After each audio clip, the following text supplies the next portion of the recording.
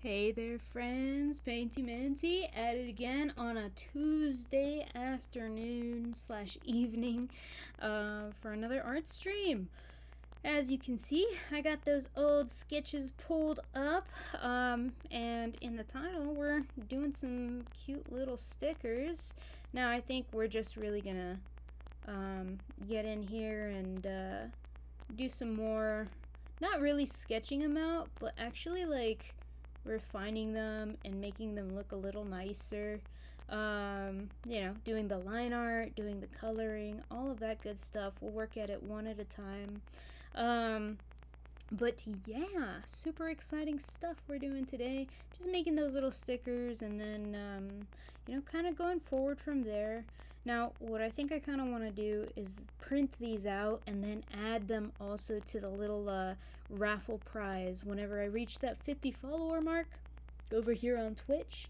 We'll just do that. We'll do a little raffle. I'll make a whole little bunch of stuff here on stream and off stream.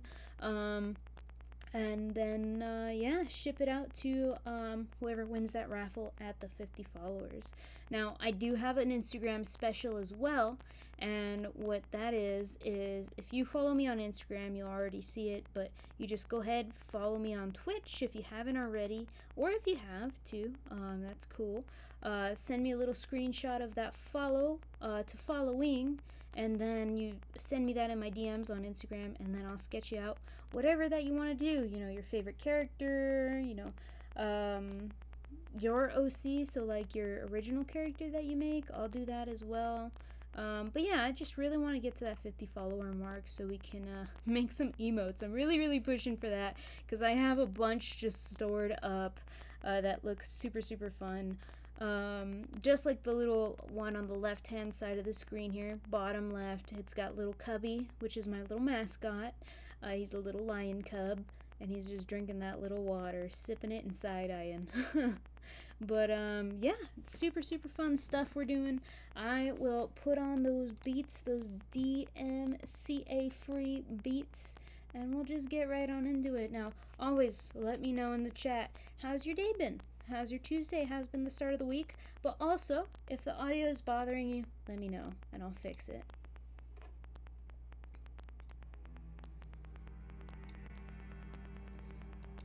Alright. And it sounds like my audio for like my headphones is a little too high, but no worries. Easy fix.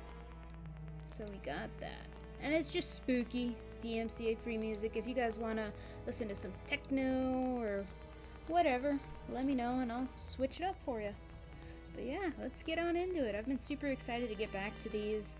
I got a little ghost face tattoo, as you probably know if you follow me on Instagram. I posted a few pictures with that. We'll just start off with my dude, Ghostface. So let's make him in the middle here. He's always running.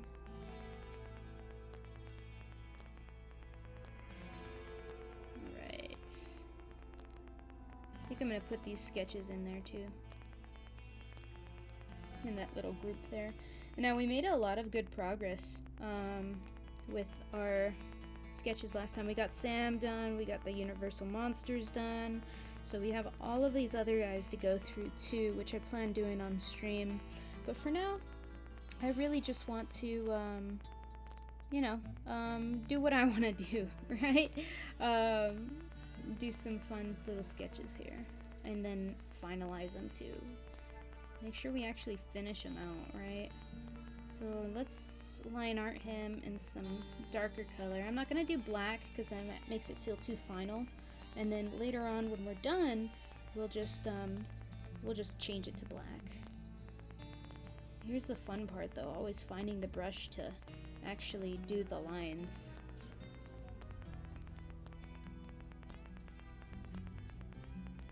Alright.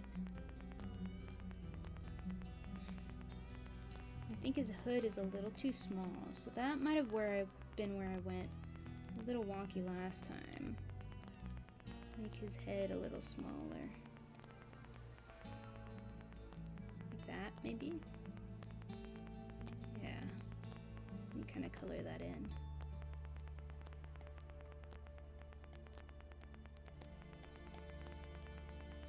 Now I got a Forever Ghostface reference on my arm now that I got it done, so we're good. Alright. So with these inner like lines, I always like to work in thin lines. It just makes it feel like nice and balanced. If I do too thick lines in the small details, I always feel like it's a little clunky.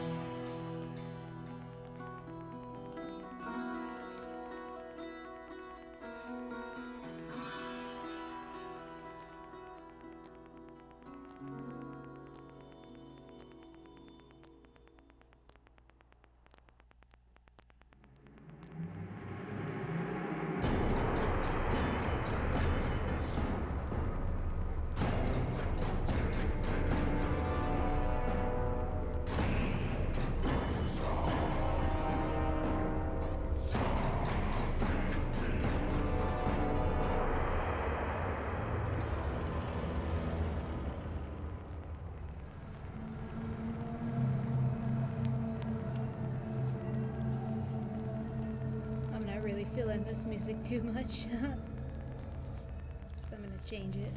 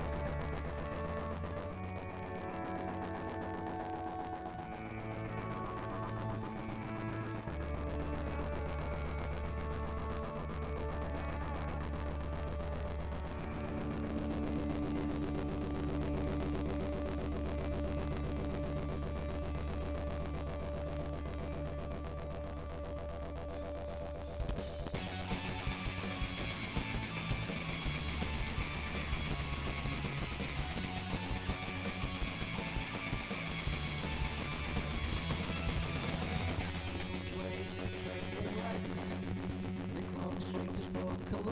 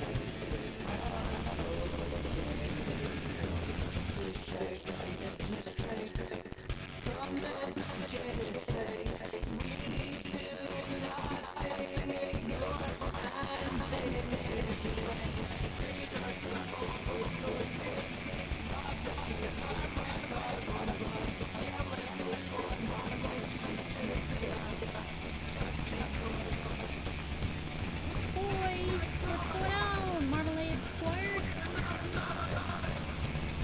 Thanks for joining the stream. Not doing too much, just finishing up some of these stickers, coloring and whatnot.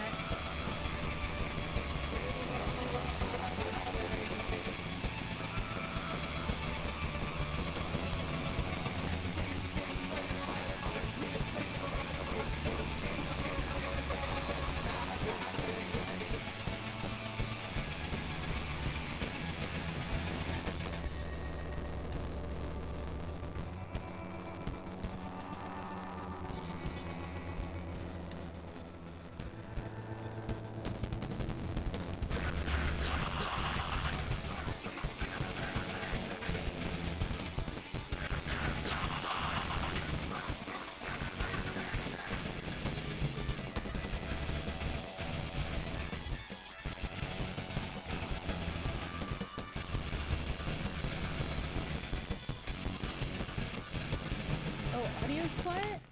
Oh, me? Like like talking? Or like the music? Can you hear the music?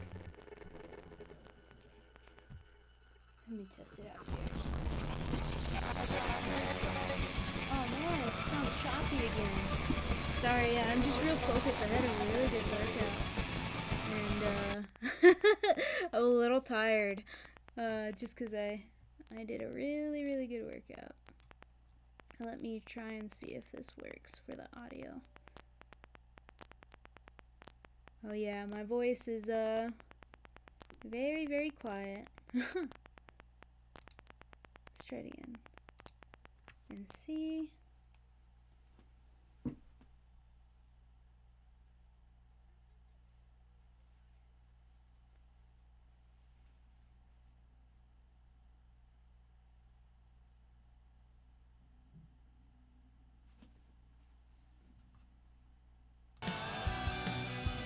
I'm testing out the audio again, seeing if it's Why do we religiously believe in everything we're told? Hopefully. When we start to question it, we're made to look like fools, you Awesome. know. Well, thanks for hanging, Marmalade Squire. Yeah, today we're just vibing. Answers, yeah, we send out. Ghostface, We're all miserable bastards at the here and now. Instead of climbing out, we're finding comfort in this hole. Universal We need a Mods. fucking medical. We got nothing to lose. So let's Cool, party it doesn't like sound too bad. I'm checking out. I think my mic is just pretty low and the music is louder. So let me know. Yeah, music is a little louder than me. So let me know if this works. I've kind of adjusted it now.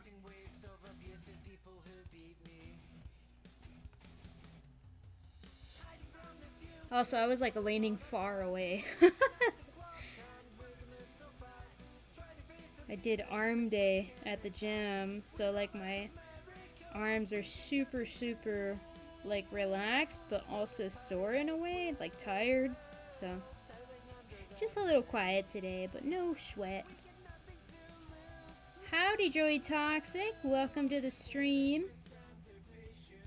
We're doing some Ghostface, finishing up the Ghostface sticker that we did the first time around.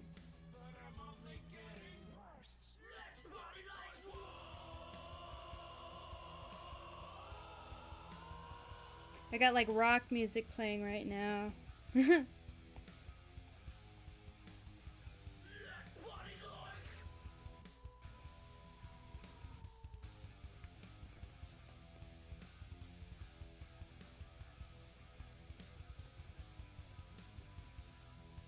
Oh no, you've been sick? That's not fun. Hopefully you get well soon. Get good soon. That's not a saying. Hopefully you get well soon. Definitely not fun being sick.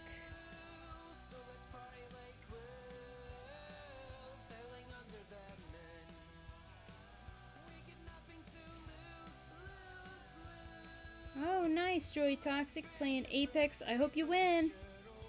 Thanks for joining the stream, though.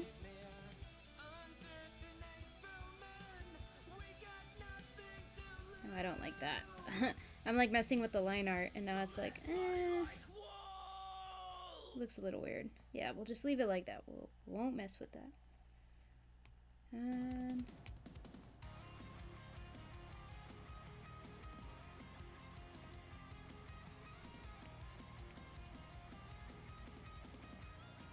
My muscles sore too. Haha.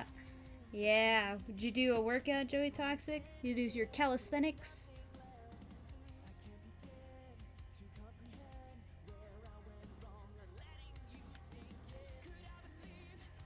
I think with this one, I'm probably gonna make his this ghost face a little shiny.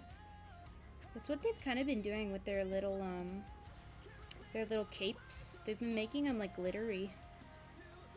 Like, have you noticed in the movies, like in the Scream movies? They've been kind of getting more glittery and glittery. Okay, let's try this.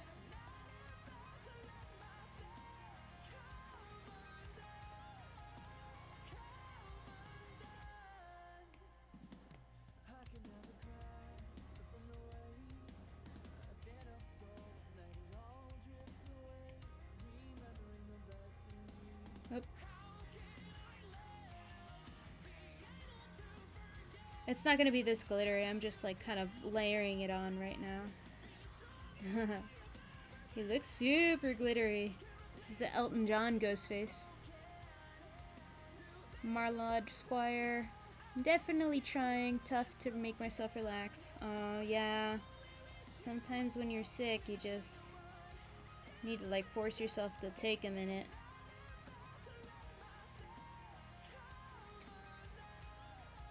And then, Joey Toxic, you just laughing. Did some Texas Thenics.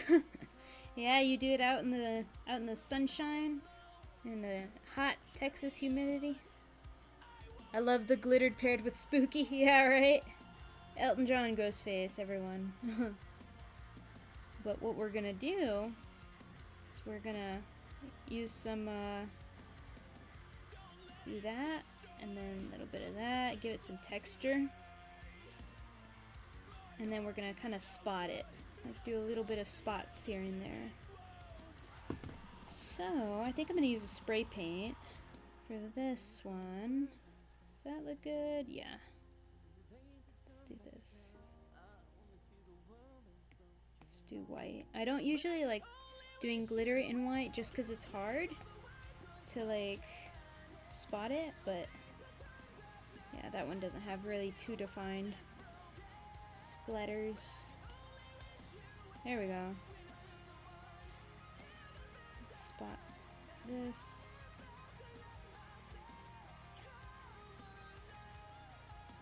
I just like to do it where the light hits, but like have that overall texture.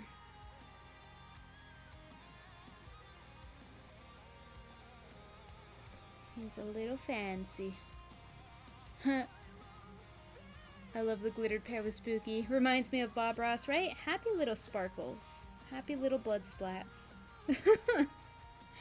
There we go. Alright, now we erase some of it. Right. And then we kind of like, spot check a little bit. We don't need any glitter on the knife, but these can be a little less intense.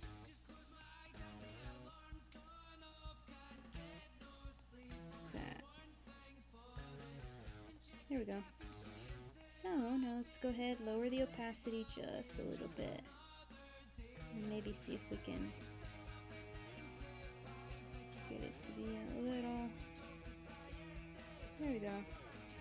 Looks good to me. Alright, and now we just do some shading on the mask, a little bit of shading on the legs, and then we do some nice, like, glowings. Monty Toxic, you're in here too? Hi, how's it going? Yes, the happy little blood splats. I feel like if Deadpool was doing Bob Ross, he would probably say that. We just need a little happy little blood splats. Okay, so we're gonna do some shading, just a little bit, not too much.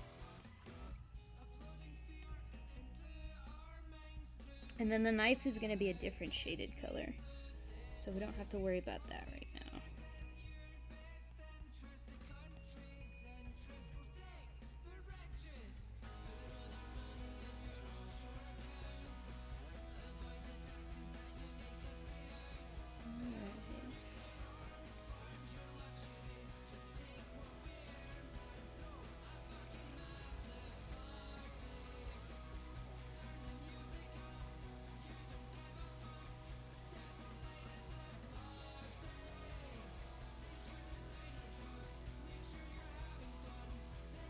Okay.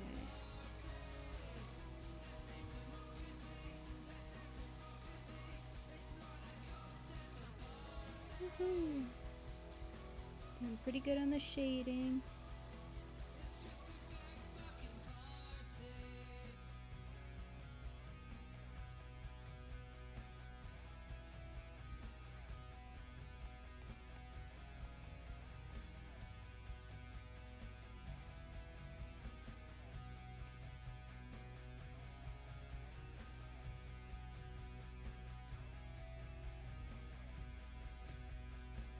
Right, we're getting somewhere. I probably should have done a little selection so I don't run into the like black parts, but you know what? We'll get a little messy with it. That's okay. We can always edit it. It's the beauty of digital art. You can always go back.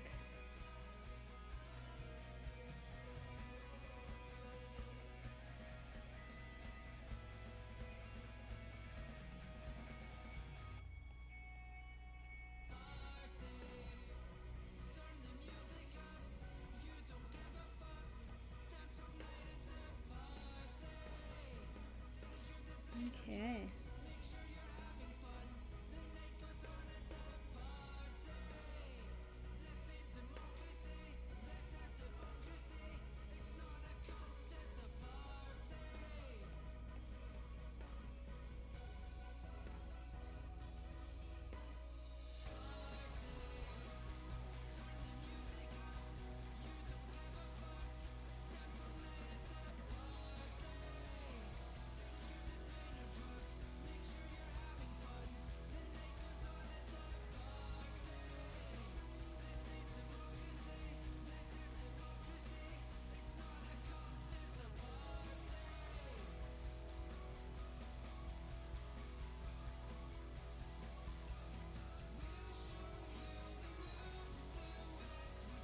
I was listening to this podcast earlier.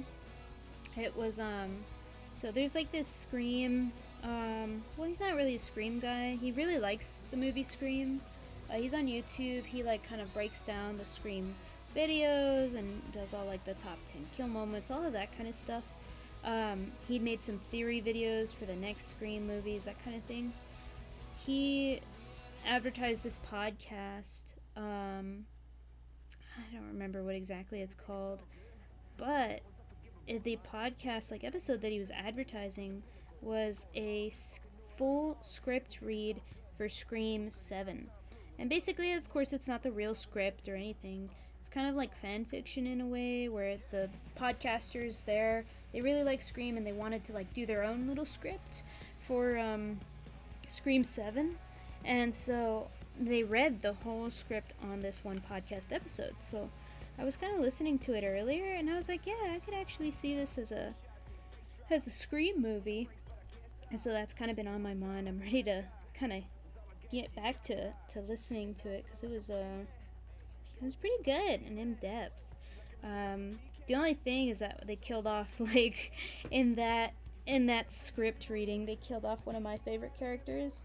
And I'm like, this always happens to me. My favorite characters always get killed off. And this is like to know, never fails. It never fails. Always they get killed off. So it was just funny because I was like listening to it and I was like, oh, they killed so and so. If you do wanna listen to it, I'll put a link to it in the description of the video after we're done streaming. But yeah, it was just funny. I was like thinking about it. I was like, oh, they're advertising like their fan fiction, but they prefaced the whole video, or the whole podcast, I should say, saying, hey, you know, this is fan fiction, but I mean, if you want to hire me to write your story. And I was like, hey, what an interesting way to get out there, you know? But then it like occurred to me that basically the whole reason why 50 Shades of Grey exists is because originally it was fan fiction of Twilight, and then they just kind of swapped the names out, made a book out of it, made a big hit, and they made a movie series. So very interesting stuff, like how it leads to that. That was just what I was thinking about today.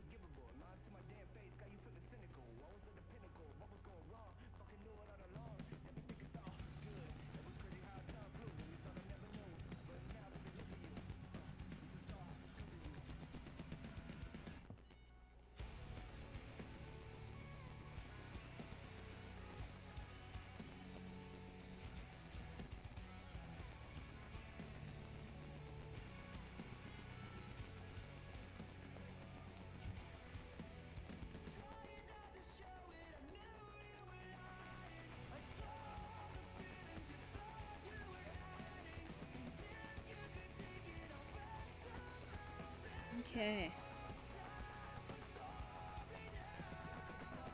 He looks pretty cute, this little Scream guy.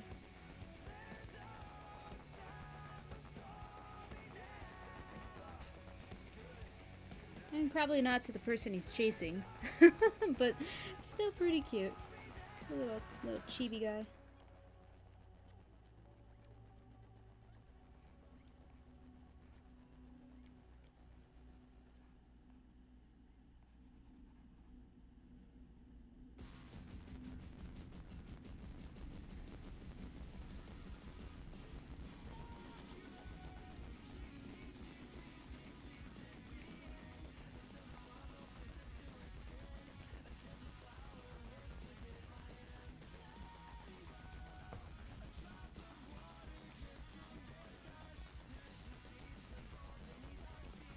Anybody watch anime in here? I just finished the last episode, or the newest episode that came out this past week, of Demon Slayer. It was a really, really good season. It was the Sword Village arc, if I am correct. It's really, really good.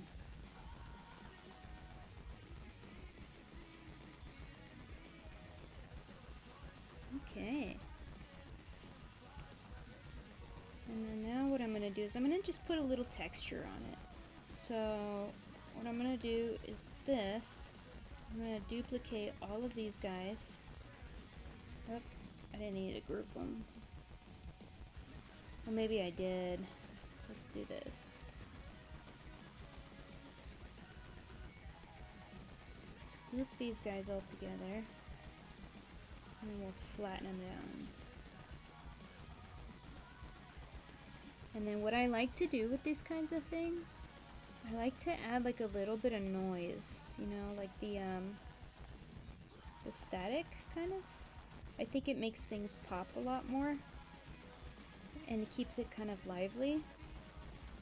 And then what I like to do after that is I like to get in there and I like to do like lines, like lines of course, but like white lines and kind of accentuate, you know, what's sticking out to kind of provide some depth. So that's just something that I'm gonna do real quick. And I always line it with like the line art pen that I did previously with. So this one we used Jazza's like ink quill, I think. Yeah, his ink quill. So we're gonna use that same one but smaller, and we're gonna go on top of this guy. And when we do that, it's sometimes really hard depending on the brush. You just like do a neat, tiny outline of it.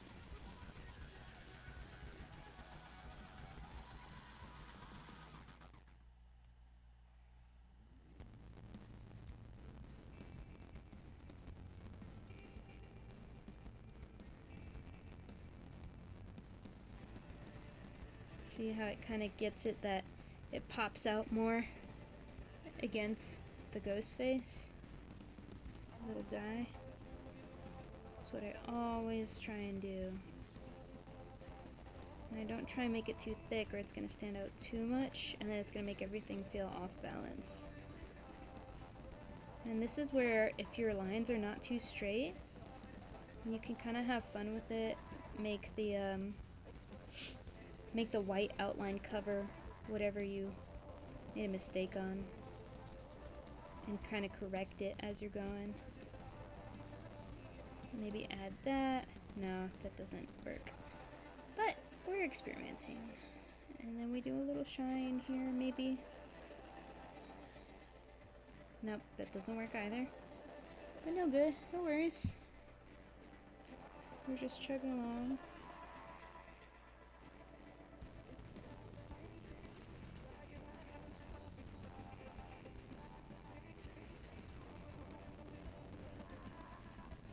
See? It like pops out way more. And then we'll do the arm too, just a little bit though. We're not gonna get all in the detail there. Erase some of it.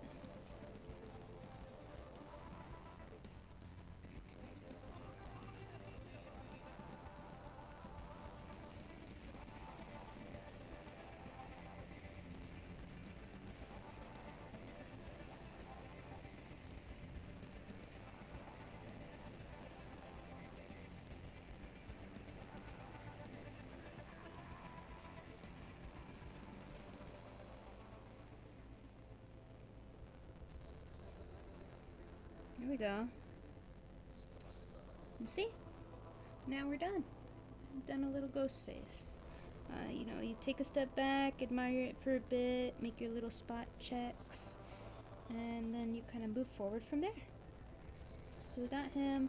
I think I'm gonna make the lines on that little exclamation there orange to make it blend a little better. So it looks kind of harsh with like black.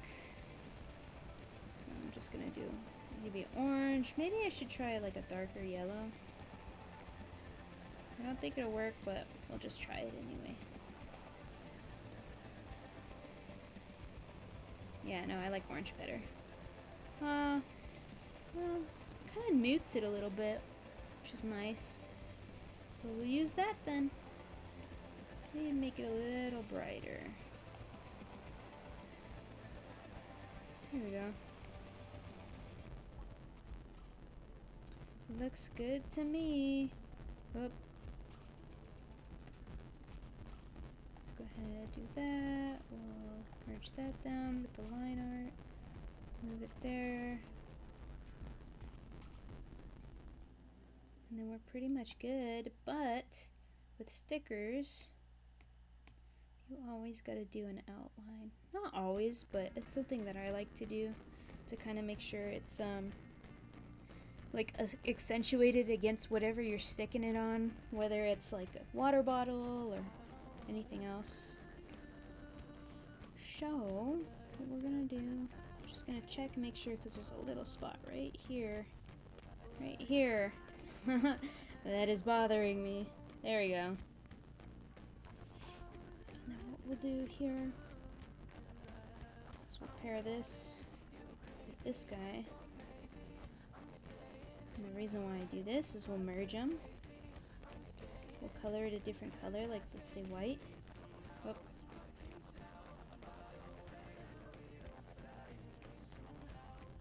Merge that down.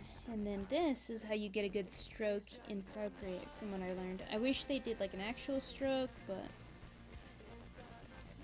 no worries, we'll innovate here.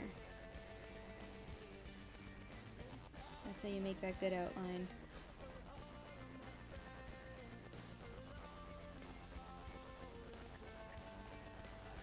There we go.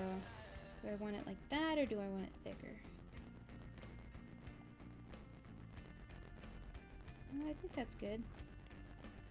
And then what we do to make it a little straighter is we use our selection tool, and from there it'll kind of weed out that fuzziness. You see that black? It's all the fuzziness in there. So then we just cut it, clear, and there you go. There's our little ghost face. Art lessons with Painty Minty, right? But yeah, we got that done, so we're good there. Let's go ahead and name our little guy. Oh, let's name our little layer here. I always like to make them workable still. I don't like to finalize them just in case I need to go back and fix something later. But we'll just say Ghostface, and then we'll move forward from there. Alright. And go ahead, take them out. Alright. Y'all have any suggestions of what you want to do next? Here are all the options. Got a lot of good guys here. We got Frankenstein, we got Wolfman, we got Sammy, little Sam, we got an alien, and we got Pennywise. Go ahead and vote real quick. Or, if you don't, I'll just choose one at random. Eeny, meeny, miny, moe style. But yeah, next one. We'll work it. I like how you explain your process. Wish I could use Procreate.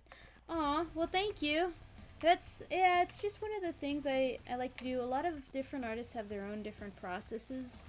So I mean, yeah, I'll keep explaining it more if you like it. You can definitely use Procreate if you got an iPad, right? Clip Studio is something that a lot of other people like to use. For me, I like to use Photoshop a little more because I was educated in the Photoshop realm. Clip Studio is kind of still a learning curve that I gotta learn. Maybe I'll start learning it here in a bit, but yeah, I really like Procreate too, because also what this does, what not a lot of people realize that Photoshop can't do, is you can just make a straight line, hold it for a bit, and it'll do wherever straight line you want to go. Rather with Photoshop, it'll only go like straight across or straight up and down at a 90-degree angle. And it could be good for some, but I don't like doing that. I want the line to go where I want it to go, right? But okay, nobody has really chatted anything yet for what we want to do next, so let's go ahead, let's go forward, let's do a little Sam I Am. A little Sammy guy from Trick or Treat. Alright, let's make him bigger. I think this guy's gonna be pretty simple, he's not too hard. Remember, he was a little hard to sketch. We couldn't figure out the eyes. I'm just like trying to center it and eyeball it. Okay. So, of course, we're going to do our line art in a different color to keep our brains working pretty well. We'll use the quill. We'll kind of keep them all together with the quill style or the quill ink. you know, make sure that they're all in the same theme. Marmalade Squire, I'm biased. I choose Xenomorph. I want Clips Studio since I use a drawing monitor. Oh, okay. You use Huon or do you use Wacom? What kind of monitor do you have? I've never seen Trick or Treat. He is cute. Yeah, he's cute, but when he takes off that when he takes off this little sack, he is not that cute. And it's, yeah, Trick or Treat. That's the movie. It's a really, really good one. It kind of came out during, I want to say early 2000s probably, or maybe like late 90s. Actually, Joey Toxic was the one to show me that movie. Said, and he also say, I read somewhere that they're making a sequel to Trick or Treat. Yeah, that'd be cool. I hope so, because it was a really cool anthology movie. Like, they all connected, but not really. They're all their own little stories that all happened on Halloween night. And this little guy, this little dude, Sam, was here to watch it all. And, oh, this is another thing I like about Procreate, is that it makes a perfect circle for you. Of course, he's wearing a little sack, so we gotta kind of mess with it a little bit, but it's still something that I like. And we're not gonna do any of his seams right now, because those are a bit, like, finicky, so we'll wait on those. But we'll do these eyes. Making me ready for Halloween now. I know, I've been ready for Halloween. I just like, I want fall to happen. Fall is my favorite season. I like summer, but fall is my jam. Bugs are dying. You don't have to worry about being super hot and sweaty. Like ass sweat. Oh. Okay. I think I need to make it a little more tattered, so let's kind of add some little lines like that. Kind of make it not too neat. Like hair, you know, like locks of hair, we kind of want it tattered like this. We'll add a few little holes. I like to always add either 2 or more holes when I'm drawing tattered things, just because I feel like it ties it in. If you just have one hole, it doesn't really tie in too nicely, you know. I forgot if he had like a rope tie or not. I'm gonna have to look up a little reference for him. Oh, you use XP pen. Okay, those are pretty good as well. In comparison to Wacom or Cintiq, I think it's really good, cheaper alternative. Though an iPad would be so nice. I'm super used to the huge drawing surface. Yeah, iPad has a little bigger models, which is like 12.9 inches. So kind of like a smaller version than your Wacom or your XP pen.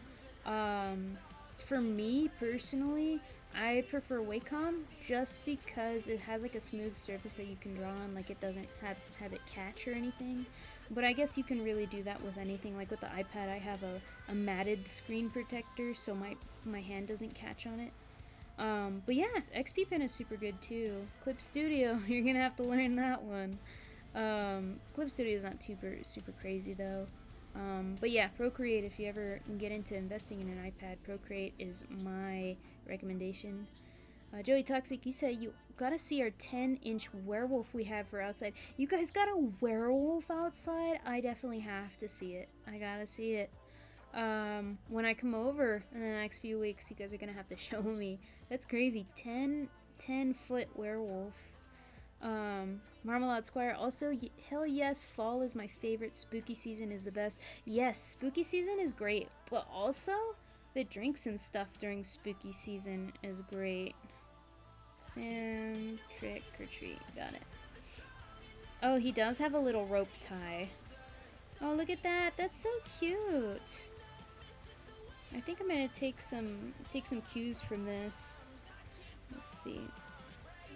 Let's make it a little like that. Oh, that looks weird. But yeah, I like the. You should definitely watch Trick or Treat if you are really into the Halloween season. Even you can watch it even outside of the Halloween season. It's just like a really good anthology movie, you know, like kind of like what's a good movie that's like Trick or Treat that has like little stories? Um, Not Page Master. I mean, Page Master kind of has its own little stories here and there, but it's just really good. That's a definite recommend for sure. And then Marmalade Squire, you're saying my monitor came with a matte paper-like surface. It's so satisfying to draw on. Oh yeah, I bet. Also, yes, I'm originally from the Midwest, and hot apple cider is my jam. You know, I have tried a hot apple cider. I'm not too crazy about it, but you know what I am crazy about? Pumpkins. A pumpkin spice latte. But also just like when Joey Toxic had actually made some pumpkin seeds, like just roasted them in the oven, I think, and those were so good. I actually went through them like crazy. They tasted so great. And let's go and do the rope right here. It looks like a noose, kind of, but you know what? We're just gonna go with it.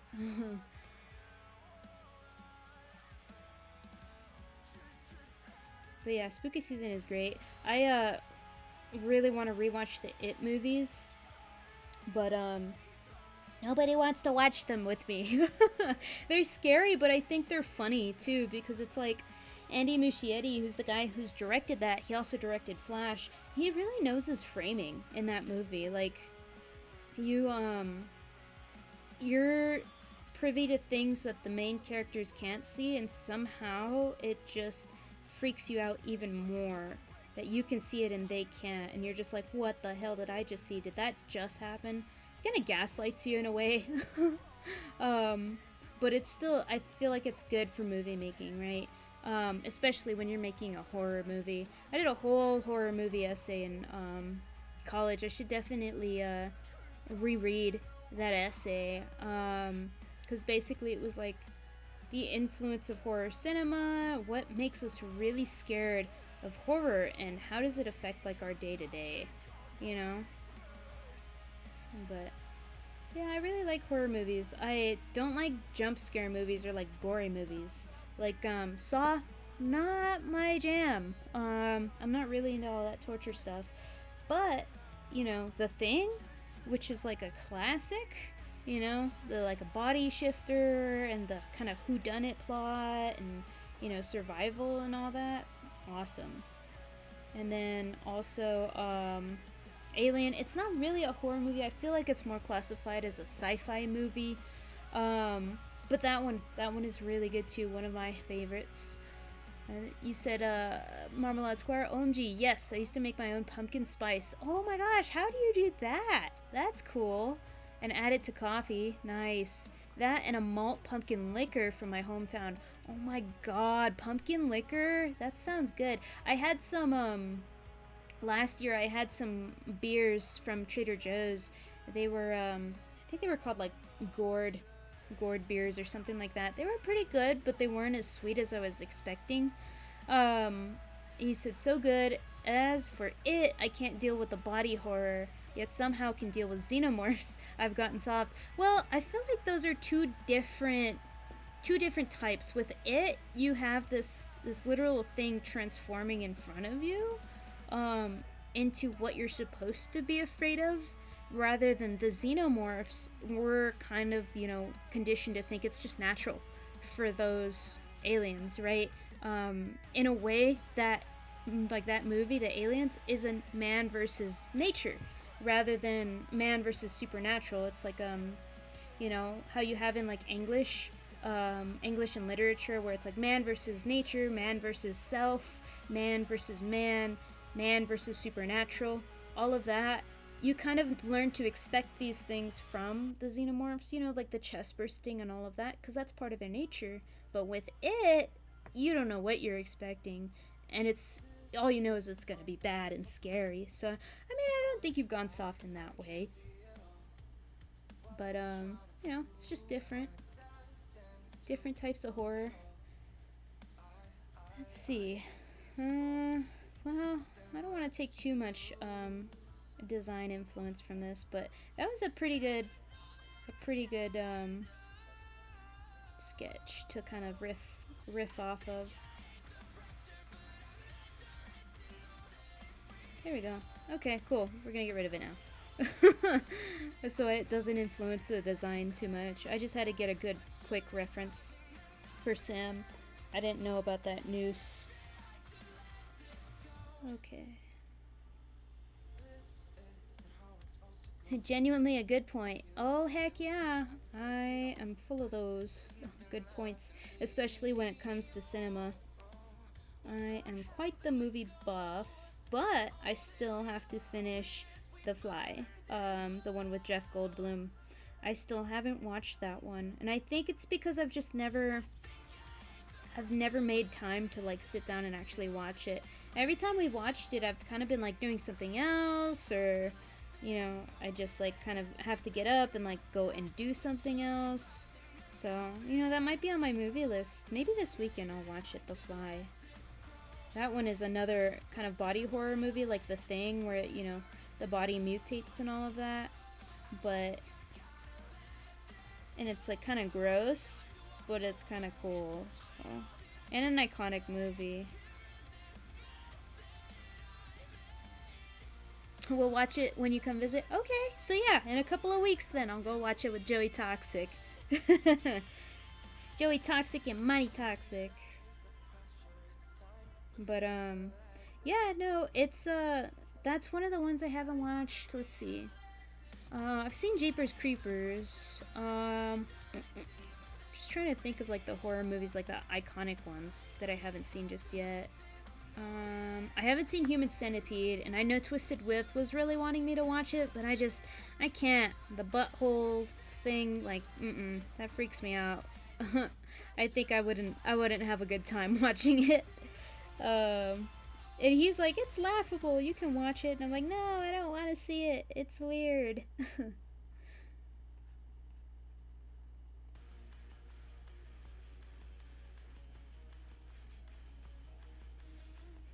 See, I have this thing of just making thinner lines within that, because I feel like if you do this rather than this, this one looks more appealing to me. I don't know, just my style.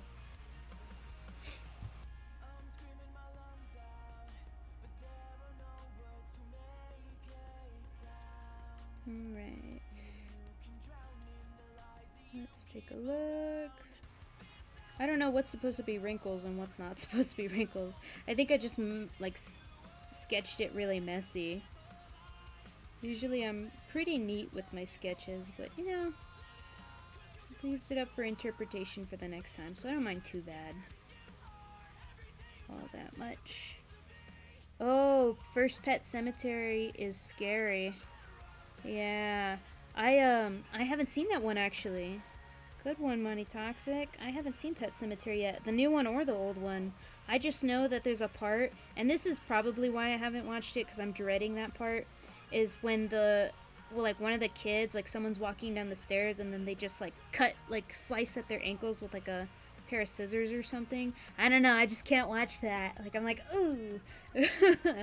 But, you know what's funny, and the reason why I did that paper on horror cinema is that the reason why we find, you know, we all know, right, that this horror movie is not real, right? So like, let's say we watch it, we know there's not a clown in our closet. We know that that's impossible for it to, well, not impossible, but for like a demon from another dimension, you know, type clown to be in our closet, that's impossible. But in the subconscious of our brain, there's two things going on when we watch horror movies. One is the empathetic part. So when we see pain on the screen, or when we see, you know, someone feeling scared or feeling anxious, or, you know, that terror that you see them experience on screen or act out on screen, our brains put two and two together just as human beings of that person is in trouble, therefore I am in trouble. So it kind of triggers a little primal part in our brain of that empathy, right? of feeling that scared factor and amping up the ante with that. So that's the first thing that's going on, is that empathy, right? That subconsciousness.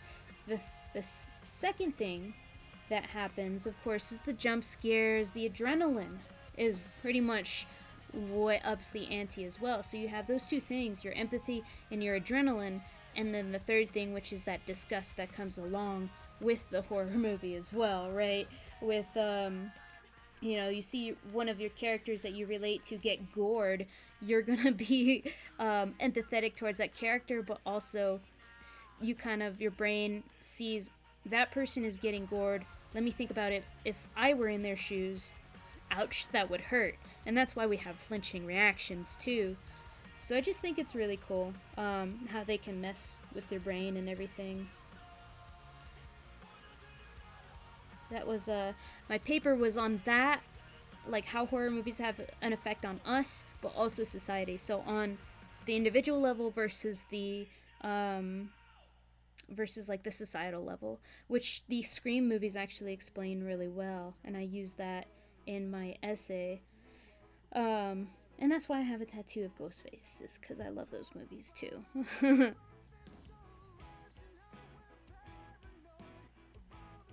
I don't want to do the stripes in the line art. Let me do this. There we go. And we're just gonna make a circle.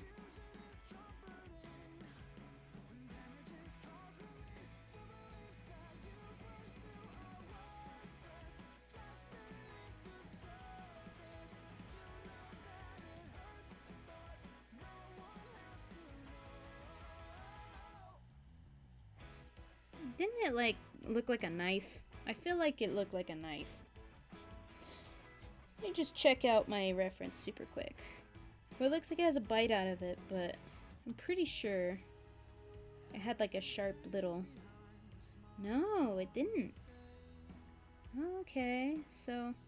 Pretty sure he stabbed somebody with it though. But, maybe I'm just remembering the movie wrong. Okay. So, let me just make it less chonky.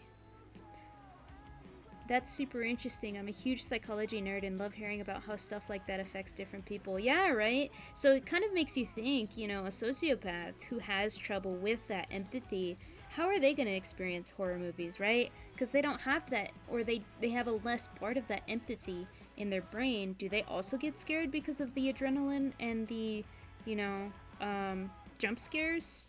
Or do they just, not really care too much?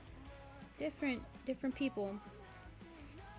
For me, I feel like I would have been a psychology major if I wasn't too much of an introvert. Like, I love communicating with people. I'm sort of an ambivert in that way, right? I like meeting new people. I like talking to them about different things. Part of why I'm doing this Twitch channel, right? But at the end of the day, I get real tired and I need to, recharge my battery. If I went to psychology and, therapy and all of that, doing that for a living, I feel like I'd be very, very drained all the time, just because I'm very empathetic as a person too. Doing studies as well. Sometimes they get a little, you have to put people through some stuff to, emotionally analyze them, and I don't feel like I'd be cut out for that. So, I just like to learn certain things, watch YouTube videos, read some essays sometimes.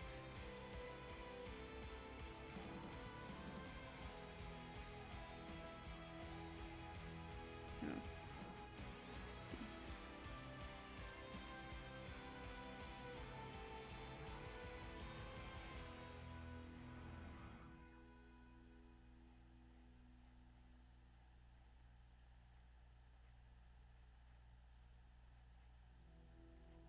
I don't think I'm doing it evenly. Let's do this. You know what's also good about Halloween and fall season? Albertsons always comes out with these pumpkin sugar cookies. And me, being the sweet tooth that I am, loves those, to eat those. Those are my favorite. And they're not like the cookies with the frosting on them. They're like the cookies with the what is it called? Like the sprinkles, like the glittery sprinkles. Oh my gosh, those are so good. My kryptonite. But it's not the same when it's like 4th of July cookies or anything like that. It's gotta be those pumpkin sugar cookies from Albertsons. Okay, cool. I think I'm gonna pretty good headway on that. Let's see. Okay, we'll do the little threads here. I remember growing up about how horror didn't scare me, including body horror, but now I can't watch any of that. Definitely because of the empathy part. I used to be way less empathetic. I find it interesting how we change as we grow. Yeah, right? Definitely. For me, too. As a kid, I feel like I used to be more susceptible to that empathy part, so I hated watching horror movies, like all of that. And then I had an overactive imagination, along with like growing up in like haunted houses, right? Oh my god. So I couldn't have done any of that. But now, as I'm kind of like grown up a little more, I can find myself watching these things like The Thing and, you know, Alien, It, all of that stuff I'm fine with now. The empathy part though, yeah, that body horror and the gory, I still can't. It's still like on and off with me because of that empathy part. I find it interesting how we change as we grow. Also, oh my fucking god. Oh no, not the sugar cookies. I eat the crap out of those. Those are so good though, right? Like I can't not eat them during fall season. Those are good. And then I know, what is it? I think it's Starbucks. They come out along with their pumpkin spice, right? They come out with a pumpkin cold brew that is so good. But then they also have pumpkin bread. And oh my god, that pumpkin bread is so good. Like right now I think they have the lemon loaf, which is great. It tastes good.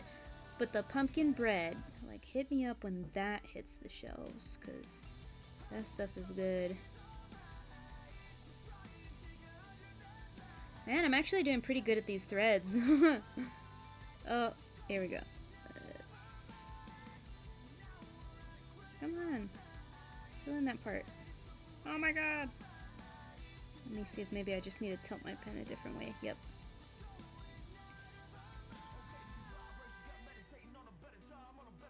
Okay. Here we go.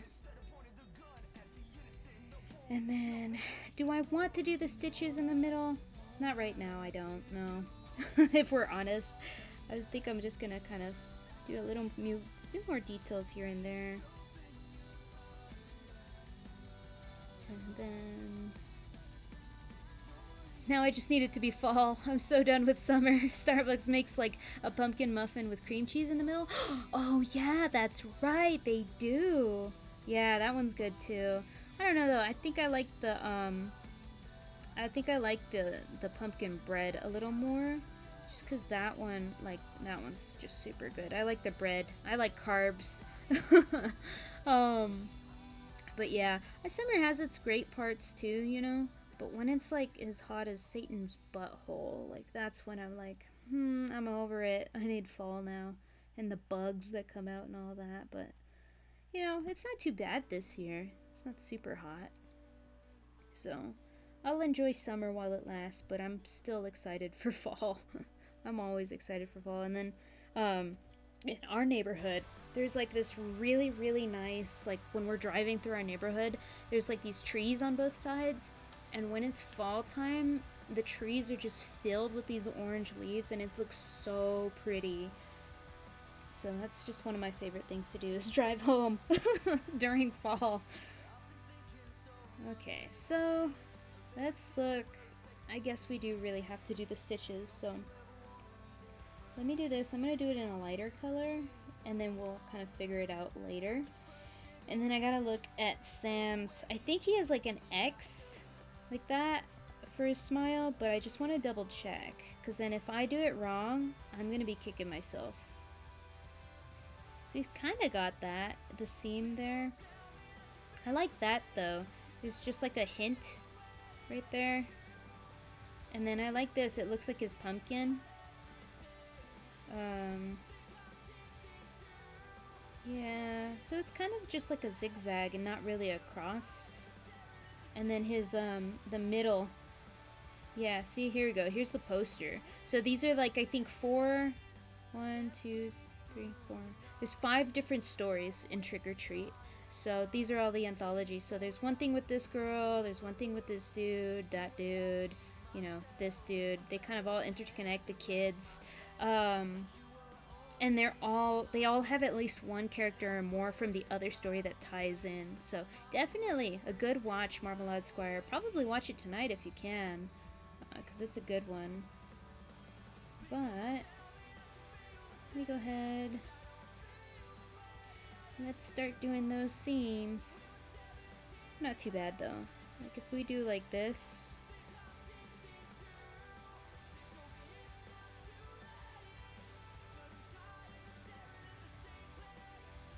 Say, I love the sun, hate the heat. Yeah, right? It's like, it's just, you get all sweaty and gross and it's sticky because you're sweaty and yeah. But the sun, you just feel good. You get more energized too, you know? Okay, yeah, that works. That works. Okay, let's do the smile now. This one's gonna be the hard part, I think.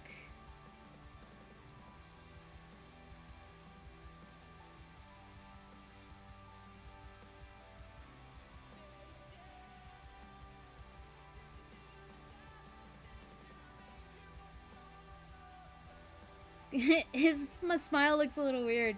It looks like a little crooked. Let's try and maybe go like that. And then looks like he's like actually smiling, which is kind of cute. Okay, I think I'm good with that. So now let's get on to my favorite part, which is coloring. Because you just boop, you select all of that blank area, you invert it, and then you color it on a little mask. And then we turn the background color a little darker so the color pops a bit more for us. And then we kind of fill it in. So he kind of had like a soft orange suit. Let's do it with my handy dandy round brush.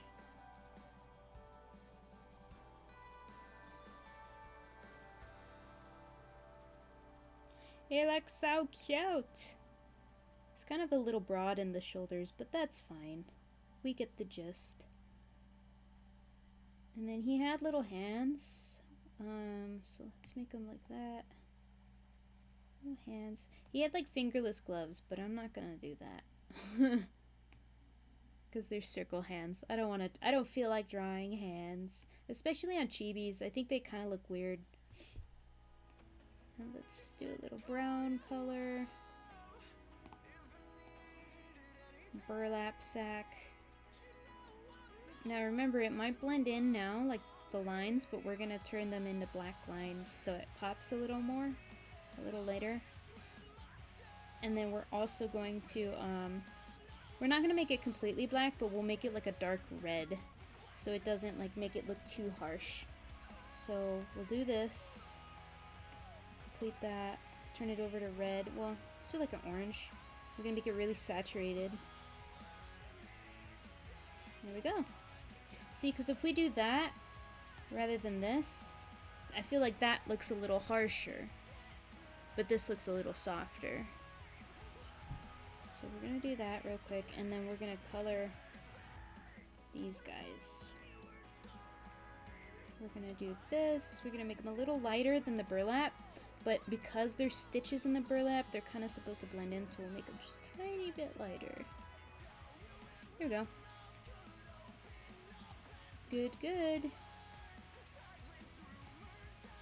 And then we're gonna make his orange little popsicle thing. I think it's like a lollipop. We're gonna kind of do some fancy lighting on there a little later because it's kind of see-through. So just like kind of color, like testing out the colors before I actually color it, because I like to kind of take a look at it beforehand rather than doing, you know, one little thing at a time and then you kind of look out and it doesn't match well and then you have to kind of do the whole thing over again. So we're gonna do that. We're gonna make it a little more yellow. I'm gonna light that up a bit. There we go. I think I can make it a little lighter. I just want that to stand out from the stitches. Make a little soulless black button eyes like Coraline.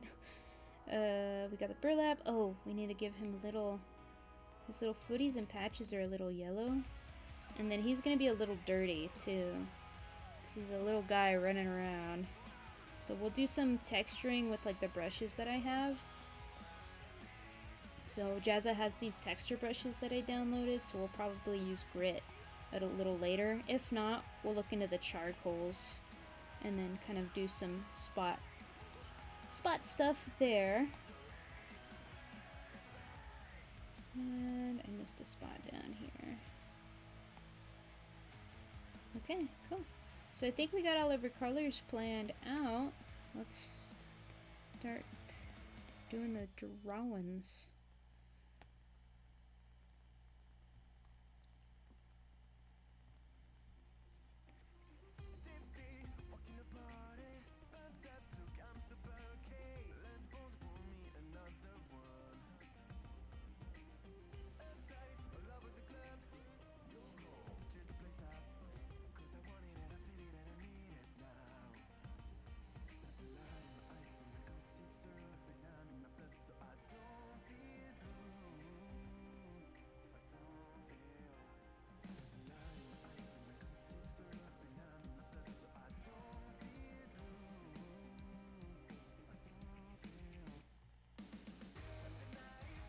And I like to usually color on one layer because then I don't have to like flip through all of these layers and like color pick or do selections based on each layer and then draw on the wrong selection. So this is why I always color on one layer. It's a little harder to kind of keep things contained, but you know, it's been working out for me so far for a few years. So and it's so funny because the original reason why I started was because a lot of artists online were like, people who color on one layer are crazy, and I was like, I want to try that. And then it actually worked. I liked it and I kept doing it.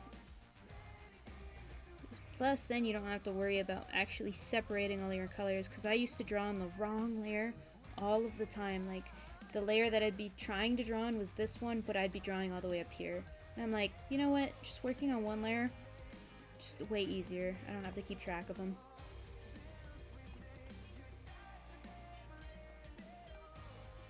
But that's just a personal workflow.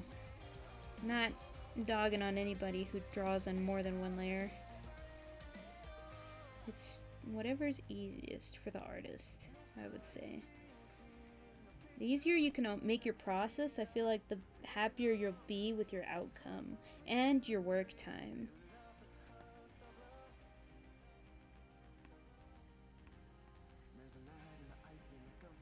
Oh yeah, you usually have hundreds of layers? Oh my gosh, I couldn't keep track. I'd get so frustrated probably. I'd be like, where's that damn layer? But the cool thing with Procreate 2 is it limits you. I think you can only have like 100 layers based on the size of the canvas, so you kind of have to get innovative with it. Which I don't mind, because I usually work on smaller bits of layers anyway.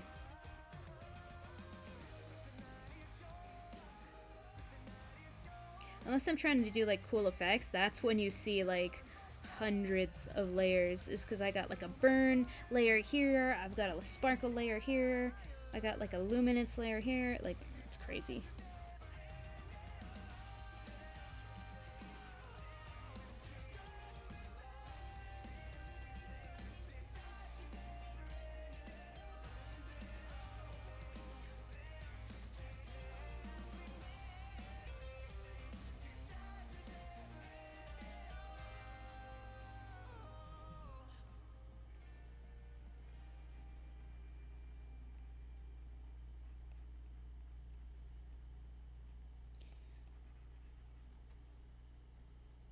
Okay. We'll just use the same color that we did for the pumpkin on the stick. We can reuse colors, it don't matter. But I think we missed. Yeah, there we go.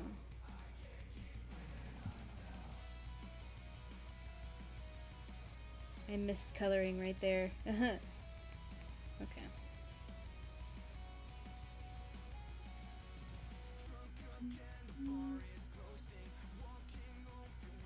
Marmalade Squire. I lose track of all time, but I've been better about naming layers and bulking them into folders for organization. That's good. That's always a good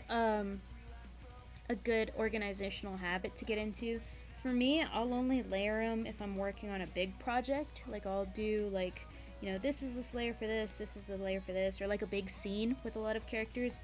The characters will have their own layers, but usually I don't really do too much grouping and layering work. But time, yeah, me too. I will literally draw for hours and not keep track of the time. Like right now we've been going for an hour and 30 minutes. I feel like it's only been 30 minutes. But you know, we always gotta take a water break. We always gotta stretch out our hands so we don't get that carpal tunnel. So thank you for reminding me of time.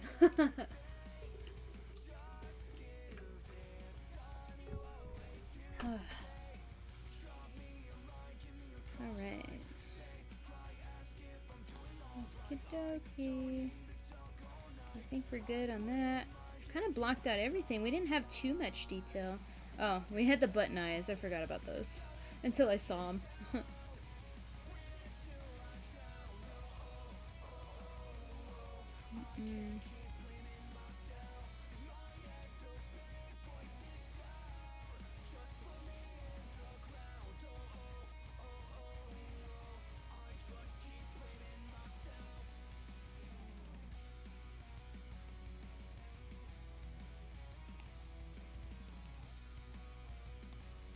Let me do this. Get in there.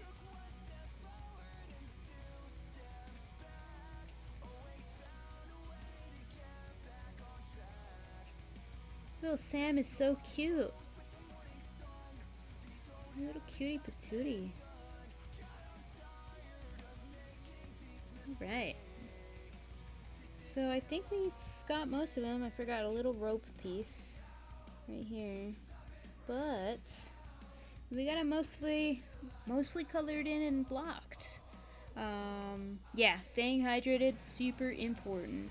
I was actually working out with Twisted With today, and he turned to me and he's like, "Your lips are chapped. Have you been drinking water?" And I was like, "Oh yeah, thanks." And I drank some water and I was like, "Wow, I feel like I've been dying of thirst." If he hadn't reminded me, I would have been like just kind of dehydrated. But anyway, I think we're fully pretty much blocked in. So now we can do the fun part, which is, well, the more fun part than coloring, which is like shading and texturing. Right now I'm going to do the texturing first, just because that's, if we do the texturing after shading, I feel like it's better to do the textures and then shade over the textures, because if we do the shading first and then do textures, I don't know, it just feels weird to me. So I'm going to do this, main thing is, do I want to use a brush or do I want to get in here and go by hand? Nope. It looks like this brush is actually real good for burlap. So we'll do this. We're going to make it a little more saturated so it pops out more against the burlap, and then we're going to select this color. So we're going to do this. Oh, I can't even see it right now. Let's see, do we need to multiply it? Probably. Did I not even do that? I guess not. I thought I did. Yep. See, it's coming on real dark right now, but that's good so that when we play with the opacity later, it won't have like an issue being seen at all. And then I kind of like make it darker in some areas with the texture to kind of accentuate it. a little better.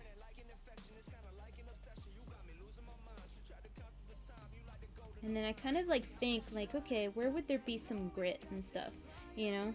Like, does he take his hat or his mask on and off? Does he set the bag on the ground a little more? That kind of influences where my shading goes. Let's see. So now we got that done. Like, lessen it a little bit. You see? A really nice texturing. And then what I think I'm gonna do is I'm gonna make really, really like a little bit of grit that's just kind of an all over thing. So what I think I'm gonna use is actually I'm gonna use a charcoal to make it look more like dirt than anything else. And then I'm gonna kind of spot shade this texture in here. So of course his feet are gonna be super dirty. He's been walking around in that onesie for a long time. So he's gonna be a nasty little guy. And got that. And then if you kind of think, you know, kids falling down like a lot, he's gonna have like grit here and there. He's got a little patches, so probably at one point there was a hole there. Make it a little darker. Make his hands a little darker. Who knows what he's been getting his little grubby hands into.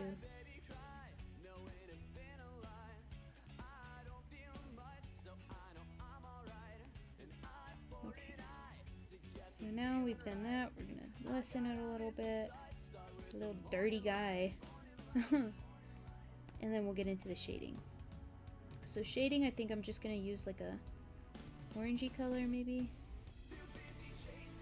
And we're just gonna do it with like our brush, just like how we were coloring with, just like with the ghost face. And then what we're gonna do is we're gonna make some noise over it to make it pop a little more. I don't know if I want to do chromatic abrasion on this one, or aberration is what it's called, I think. This guy, chromatic aberration at the very bottom here. That's not something I kind of want to do with these stickers. Maybe for another day. I usually do it for my prints to kind of give that like Spider-Verse red and blue effect, like around the outline. It's not something I want to do with this guy though, because these are just meant to be simple little stickers. Not getting too wild with them.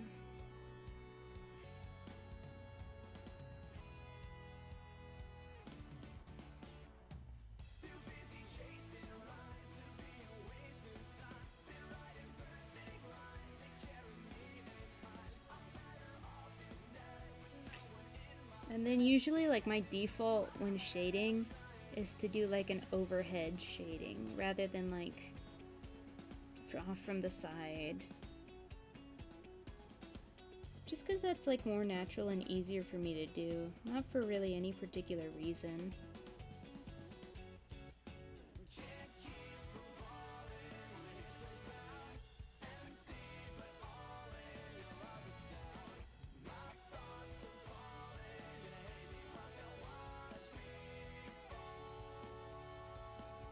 Oh, you know what? It just hit me. I should have done some Five Nights at Freddy's stickers. That could be added onto the list. But we weren't really doing video games. We were like doing horror movie props. So maybe we should do like a horror movie or horror video game sticker prompt. Five Nights at Freddy's would be one for me. Let's see, Resident Evil for sure. Maybe like the little dogs and the umbrella symbol, all of that. Chris Redfield and Leon Kennedy and all of them guys. Let's see, what's another good horror game? I wouldn't do any for Outlast, because that that game, I could not get through that game. I was too psyched out. Horror games are a whole different level psychology-wise, too. Because you're actually playing as that character rather than watching a character on screen and relating to them. You're kind of living it in a way. And I'm like, I can only handle so much horror games. You feel? Some of them are real fun though. And I'll watch people play it, but I won't play it myself. I get too jumpy. But, you know, stuff like The Quarry and Until Dawn, you know, those type of horror games that are like low stakes for the player, I can get into. I'm probably actually going to do that this fall. Let's play one of those. Little Nightmares is actually a really fun one. I might do some fan art stickers for that.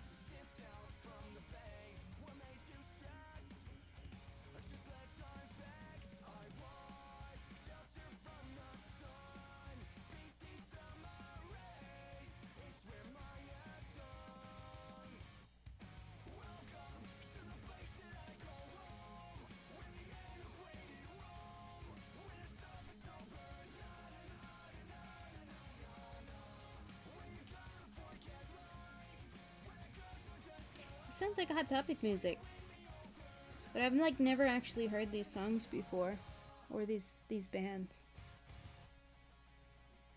But it's pretty good for being DMCA free too.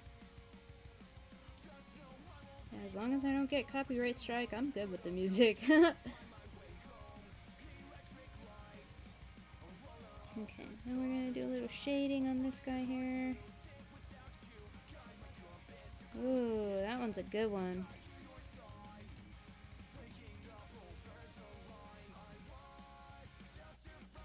Oh.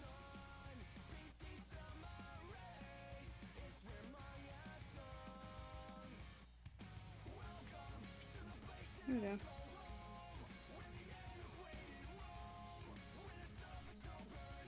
Okay, make some little indents there. There's always shade that catches there. And then let's play with the burlap. Ah! Sometimes I forget to switch from my eraser to my, or from my brush to my eraser. Well, both actually. And then I just kind of like do it on screen. Cause with switching back and forth, there's a shortcut on my Apple Pen to where I could just tap it twice. Sometimes I just forget to do the tapping part. I try and do it psychically, I guess.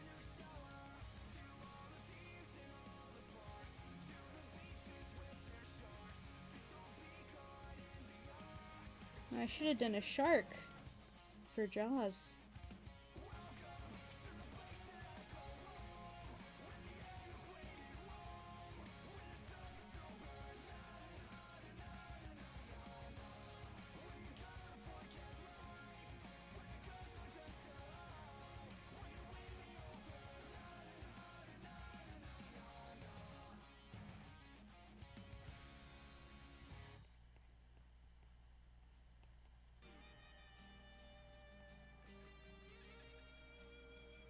Just doing a little shading here to make it look a little rougher.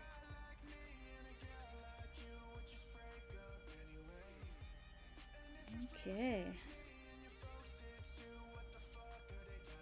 Okay, let's, moment of truth. Let's flip it. Oh, yeah. Good shading there. And then let's get some grit. More grit on his burlap sack. And call it. I think that would be a good one. So let's use some charcoal. Here we go. Let's use some compressed, actually.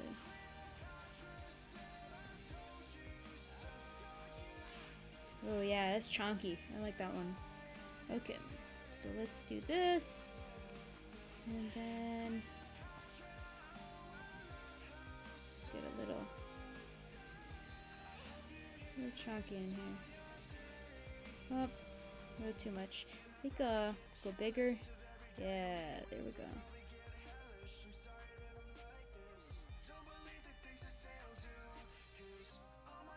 Okay. I think that's a little good. A little good. I think that's good. It will make it just a little more subtle. Yeah, that really ties it together. Okay. Let's do this too. Awesome. Okay, cool. So we got little Sam done. I think it's a little too dark, though, or less saturated. Let's take a look and see base color real quick. Let's try and change it. Oh, that's a little better. A little more lively.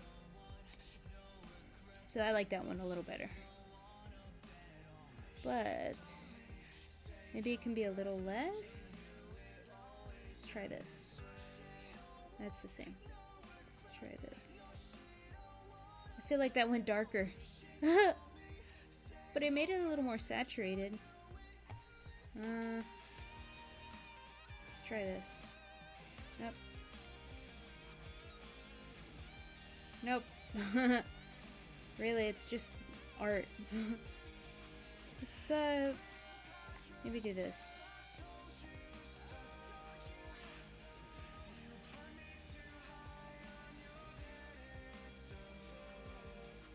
I think that's a little better. Yeah. Cool. Okay, now let's get our little colors in and do it. Let's flatten him up. Flatten him. Get him all the way at the bottom here. I'm gonna erase that. Or not erase it, but make that invisible. Beep. Oh no! Look at that. Oh, because I forgot to erase. Okay, so it was giving me a bunch of stuff around the outside of the outlines because I forgot to erase or make invisible the sketch layer before I flattened it. So no worries. Found it. And let's do this. Now let's try it. Yep. Works. Let's get this guy.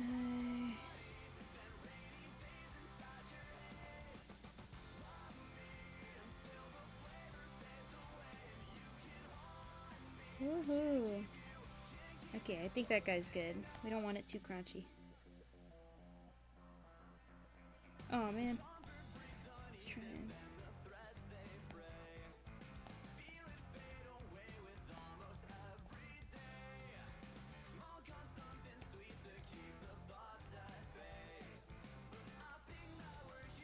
Here we go. Yeah. Look at that. Clear. Aha. Oh, it's too thin.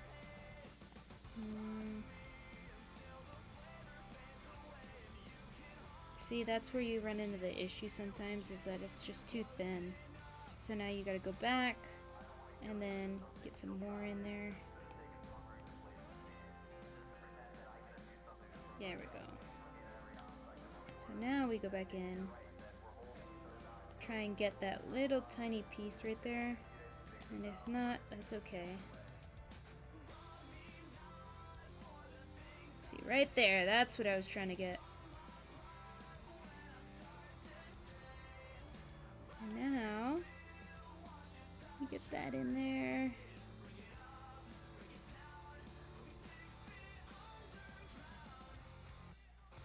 Okay. Now we clear it. Nice. Cool. So we're looking good with that. Do we need an accent with the white at all? I don't think so. But let me just try a few things first. We have our quill ink. Okay. There's really nothing to accent, so I think we're fine. Maybe right here. We'll take a look at it and see how that looks.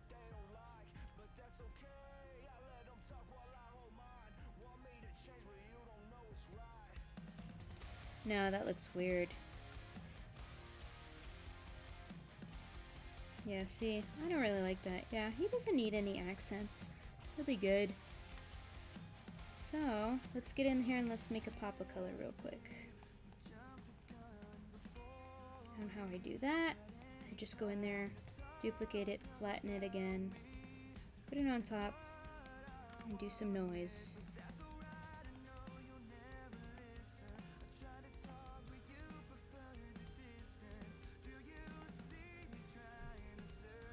I like to kind of see how it blends between these three. This one makes it look a little darker, but a little more vibrant. So I'm kind of okay with doing this one. But this one makes it retain its color. Yeah, I think I'll keep this one. And then what I'll do is I'll saturate him a bit more. Make him a little more colorful, a little brighter. That doesn't really work.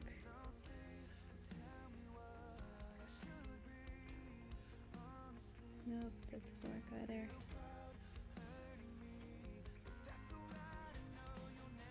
Yeah, we'll just make it more saturated, that's fine. He'll pop. Either way, he pops out a little more.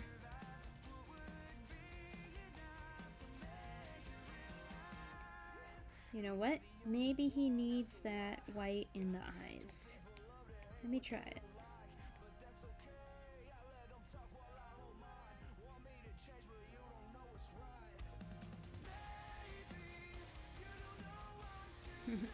I don't know.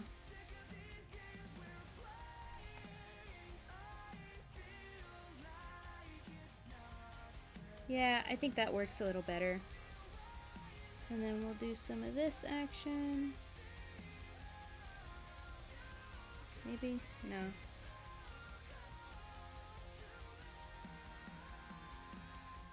I went to Spirit Halloween. Was it last year? I was trying to buy some like Halloween shirts and stuff. And I got a trick or treat shirt finally because I've been wanting a t-shirt of, you know, little Sam I am for a while. And the girl at the register, she was like, "Oh, do you like horror movies?" And I was like, "Heck yeah, Trick or Treat's actually my favorite." And she was like, "I didn't really like Trick or Treat." And I was like, "Okay." And I just kind of got my stuff and I left.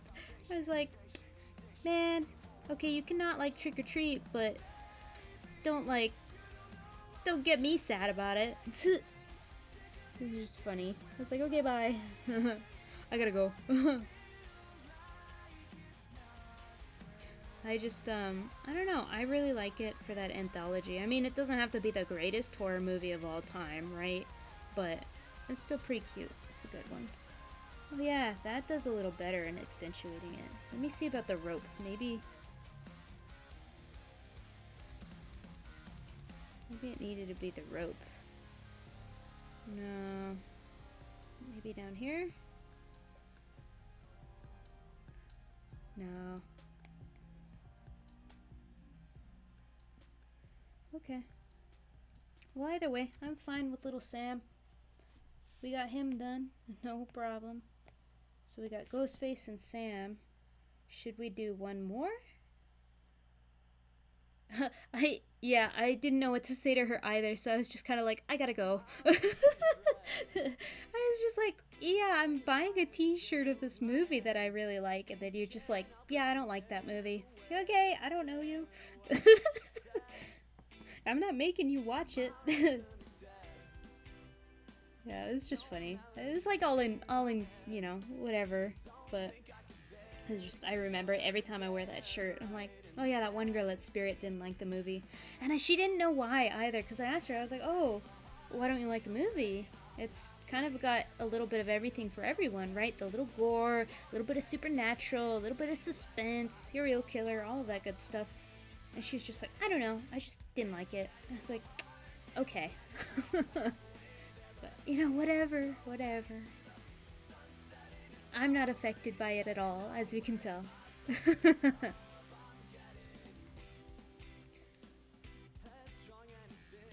Oh, you can't hear me, Joey Toxic? Is the music too loud? Can you hear me now? Joey Toxic, can you hear me? So we got him and Ghostface. Okay. So, Marmalade Squire, since you were suggesting we do the Xenomorph, let's do that one next. Pretty easy to do. Let's get him all centered up, or her, because they're all pretty much female, right? They lay eggs. No, I kind of think they're guys, because the chestbursts are kind of guys. I mean, I guess they're both. But yeah, maybe she never actually watched it, because, I mean, how would you not like it, but then not tell me what you didn't like about it? I feel like for me, when I don't like a movie, I know exactly what I didn't like about it.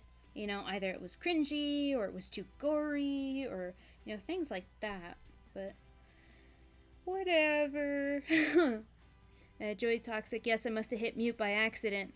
Oh, okay. Well, I'll turn up the music a little more. That's funny. You're funny, Joey Toxic. WrestleManiac, a good slasher type movie. Oh, WrestleManiac. Huh, I've never heard of that one. I don't think you've showed me that one. Let me see. I'm just looking it up real quick. Oh, it looks like a Mexican wrestler movie. Here is what it says, quote, for the summary. A low-budget filmmaker takes his cast and crew to a ghost town with a horrifying legend. A crazed former Mexican wrestler carrying out a deadly pile-driving murders. It's made October 20th, 2006. Huh, that sounds interesting. So it's kind of like a Jason type, with just like being a crazy murderer. Or it's just kind of like I guess you would call it what, Leatherface, because they're more so the crazy murderers rather than Jason. Jason's just a dude who got drowned by camp counselors, being stupid, and he's getting revenge for his mama. Marmalade Squire, yay! I think they're asexual. Shrugs. Yeah, true. I mean, they're aliens, so I mean, we wouldn't really know. I don't think they abide by human laws or human standards. They're not on the binary. The original Rey Mysterio. What? No! Rey Mysterio's uncle plays the killer luchador. That's crazy. I gotta watch that movie. That's crazy. Rey Mysterio. He's cool. Yeah, they don't abide to the spectrum that is humans. They're on a whole different level, whole different planet, solar system probably. They got their own thing going on. Okay, so let's do Alien. I actually did a pretty good Alien, to be honest. That was a really good sketch. I don't think I'm really gonna be making anything different in this one.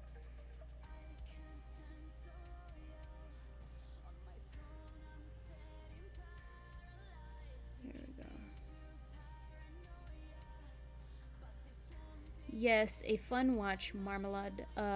Also, WrestleManiac sounds hilarious. I love horror movies I can laugh at. Okay, sweet. Exciting. You know what? Maybe, because I know on a stream, if you have Prime or something, you can stream like watch parties on Twitch, like movies and stuff. Maybe I should do that one of these days on the channel. We all watch a movie together. Because that would be insane if we could watch WrestleManiac or something.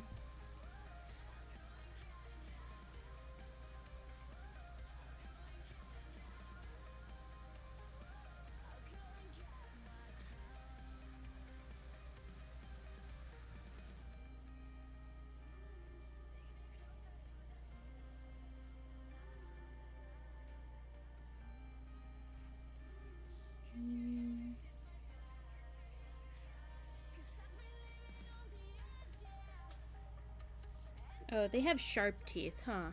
I was gonna make them round. They have gums, right? I'm pretty sure they do. And then they have that tongue. Oh, you know what? We should do the little tongue with the mouth thing. Yeah, like that. I don't know, that looks a little weird. Looks a little funky, if we're being honest. He looks like he's just got no mouth. Yeah, let's just stick with the teeth.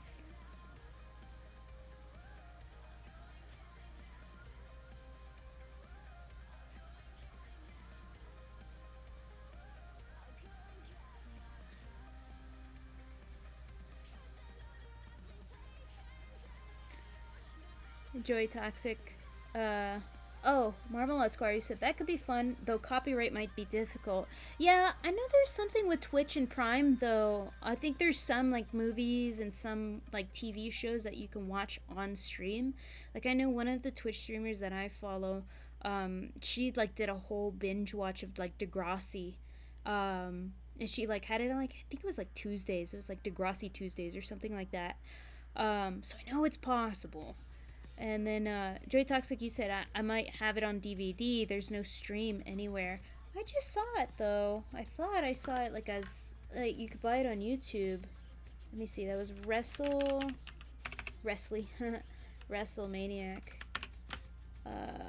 Yeah, it's on YouTube. You can stream it for $1.99. Xenomorphs are such a fun design. They like really. I feel like the whole Aliens franchise really innovated. Did y'all know that they're gonna reboot the series? Like Disney owns Fox now, right? And Fox did the Predator and Alien franchises. So now they're actually gonna do a movie that's actually direct to theaters because Prey was super good.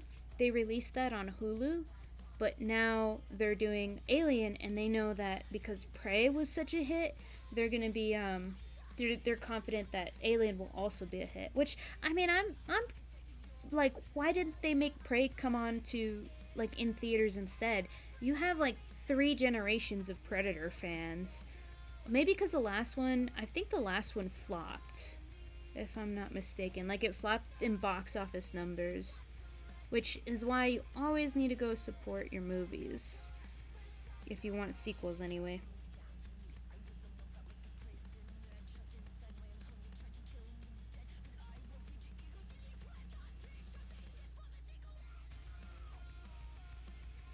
Did this song just say Sidney Prescott? As in Scream? I feel like I'm hearing things now. Now that I like listen to that Scream podcast, I feel like I'm just hearing stuff. Like when we went to when me and Twista with went to go get tacos today after the gym, the girl at the counter taking our order, she looked like Jenna Ortega. And I'm just like, I've like went there before and I've seen her before, but I've never put those two together. So I was just like, okay. Maybe I just got Scream on the brain. Yeah, I hope it's good too. I heard the Prometheus movies were pretty, I heard they were bad when they came out. But then now I'm hearing that they're not so bad and they're actually okay. So, I don't know. I'll have to make my own decision for it, but I don't know what I was doing during Prometheus when it came out. I was probably like working or something. Usually when I don't, watch these movies, it's because I'm either working or doing something else, like drawing. Not drawing, just staying home, doing whatever. Disneyland, maybe.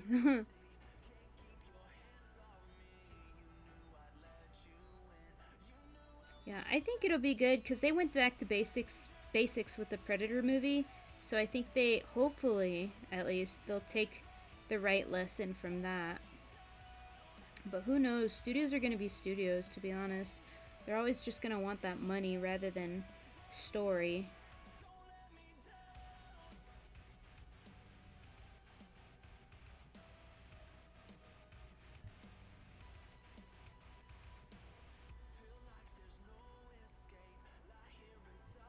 Wow, we're actually making really good headway on the Alien here.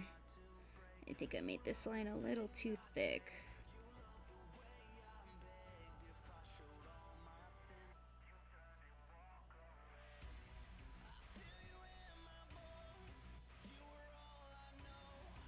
It's like really angsty music, but it's pretty good. Prometheus was very dramatic slash hardcore sci-fi. It wasn't bad from what I remember, but it's been a long time since I've seen it. Yeah, I think with Alien you gotta have that good balance of horror and sci-fi. Like it can't just be one or the other, you know? There's gotta be that scary element. Like Alien Isolation, that game nailed it, I think. They put a lot of suspense. I cannot play that game. I get too psyched out with playing that game and hiding from the alien. It just looks so creepy when you're running from it or like hiding from it because you can't even fight it. You can't Ripley it out, man. You gotta hide. So, but that game is such a good game. I'll always sing its praises. Because I can watch a gameplay just fine. I just get too psyched out when I play it.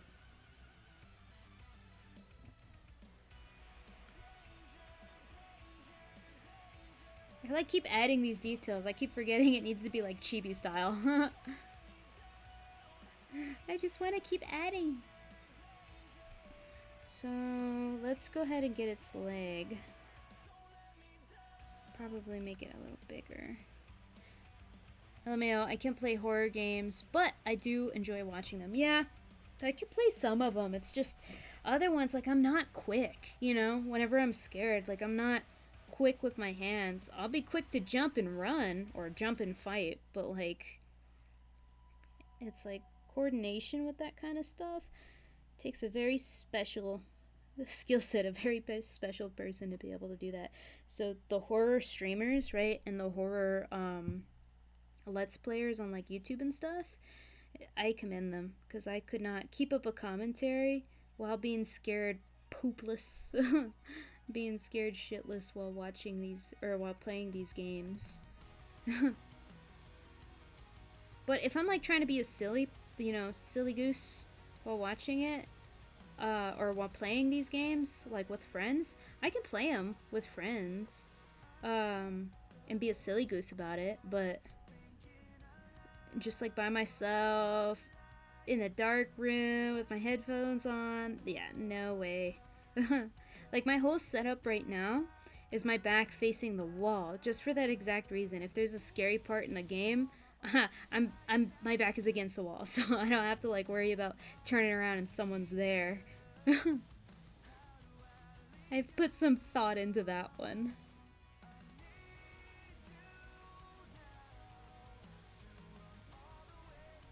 Man, this alien's got thighs.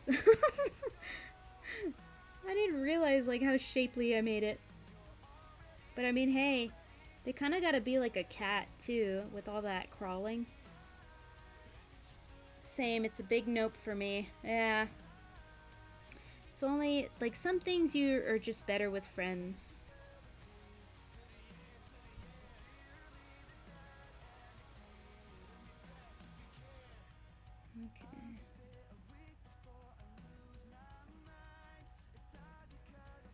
Okay. Okie dokie. Alright. Close, close. Got it. Sort of. Oh. Nope. Got it. Sometimes I try and do it fast so that my lines are a little smoother.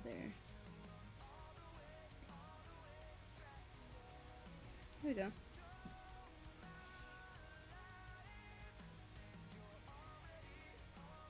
Alright.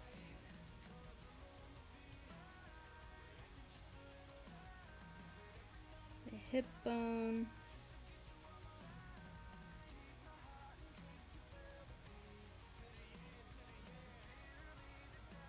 It's crazy how strong these aliens are, though. Like, comparing to their physique. You'd think they wouldn't be as strong as they are with trying to, like, fighting Ripley and, like, thick with the double or the triple C. Yeah, it's amazing to me how we believe that they can go toe-to-toe with, like, these robots. Well, not robots, but, like, the thing that Ripley uses to fight the big queen, like the big alien queen. What are those called? They're like little exosuits, I think. I think they're called exosuits. It's crazy how we can believe that, even though when you look at it, you know, this thing looks skinny. Like it's got like some muscle in there, you know, but it's more lean than anything you would think that it would be. It is super quick. Aliens are super quick, I'll give them that. But you would think that strength wouldn't be in their power set, and it is. So, it's cool that it let us suspend that disbelief that they definitely can go toe-to-toe with that or a Predator.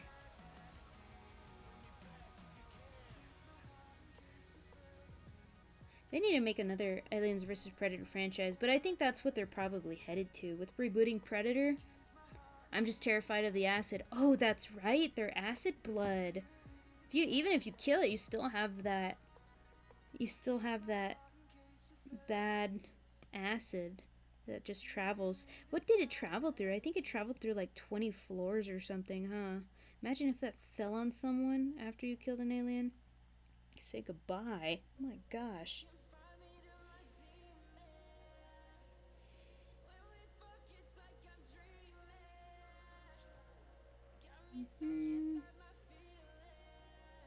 Alright.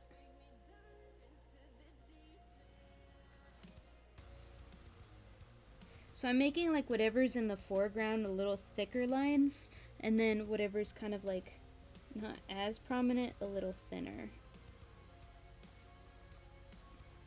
Just so it doesn't look funky.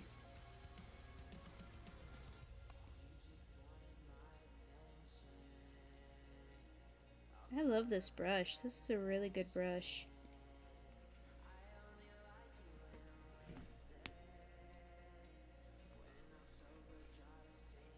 Jazza did a really good job on these. Not gonna lie.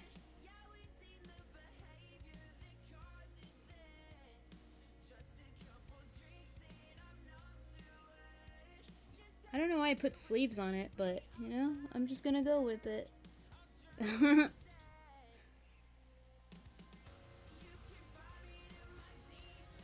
Yeah, I'm just like, how do you dispose of a dead one? Right? Like, it's acid blood. Like, the only thing is probably you would have to burn it, and that would, the acid would probably just burn. That's probably why they're afraid of fire, is because that's their weakness.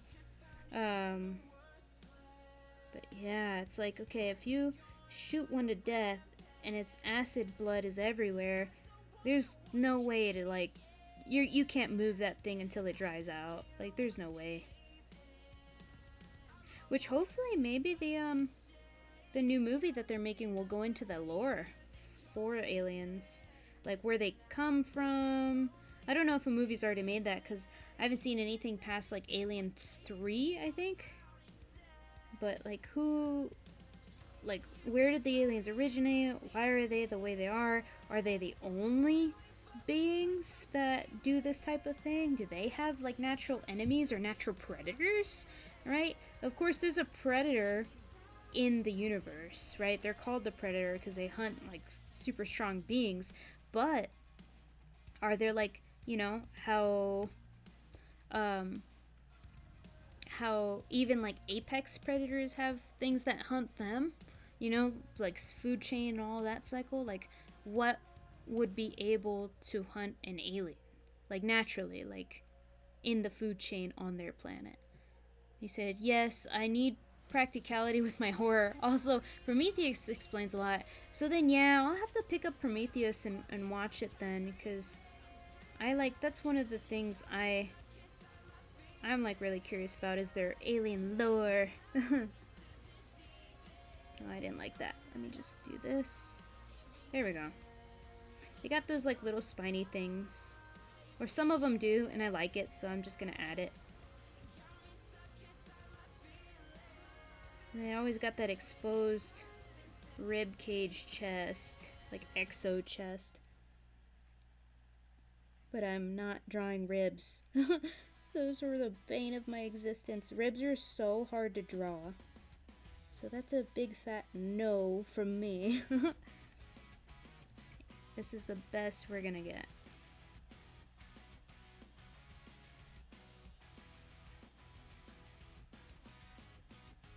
There we go. I think that works. Okay.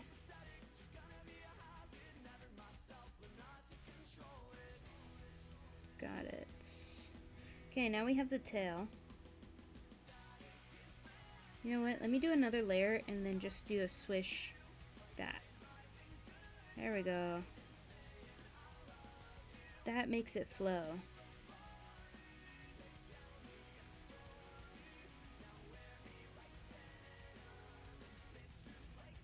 I think practicality too with like your horror just makes like people more invested in the story.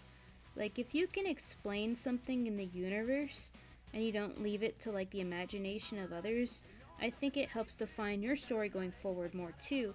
And less people will try and like be like, well, according to the first movie, blah blah blah blah. So my hypothesis is this, and that's what's true, right? You can just kind of get it out of the get-go.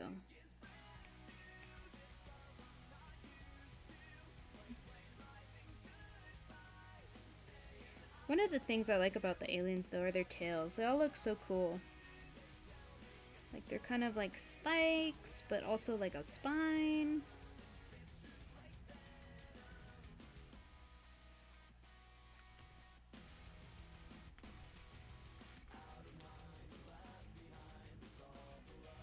Super cool stuff.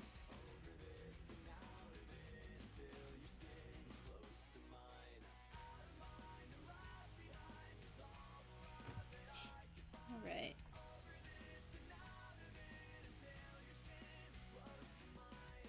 I don't know what I was doing with the tail. I don't know if it was just supposed to be spikes all around or not. But you know, that's what we're gonna go with. And then we'll do like a little thin line to kind of connect it all together.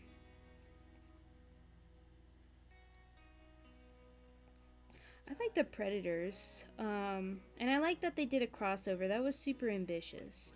A lot of people didn't like it, but a lot of other people did too. And I think it's like that. I think it's that kind of movie where a lot of people are 50-50 on it. Just because like the writing in the lore in it is not so good.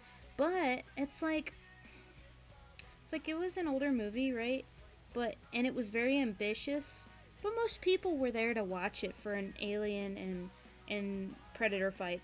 Nobody cares about the humans in these kinds of stories unless you have something like Ripley, where you have a really cool hero character that you want to survive, that you actually want to survive.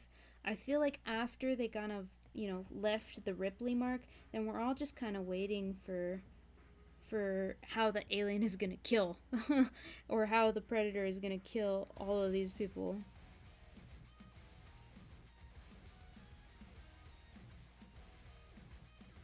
So I think what you'll need to do in an alien story is create a character that you want to see survive. I think that's the main thing. Or else the audience is just gonna root for the alien instead of the intended, human.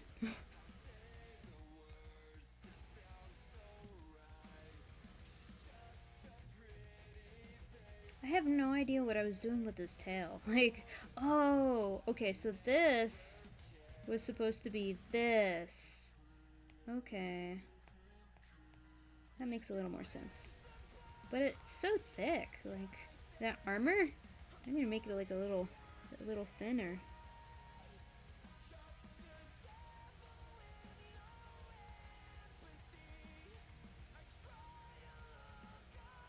There we go. That's what I was trying to do. Uh-oh. This one.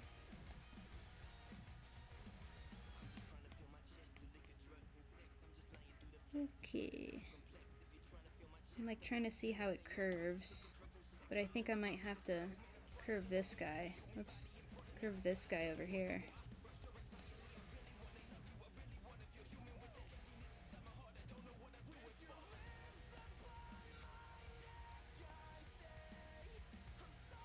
Yeah, I kind of have to figure out how I want the tail to move, and I think this is what it's going to be. It'll curl like around to the front, and then we're going to connect it like that.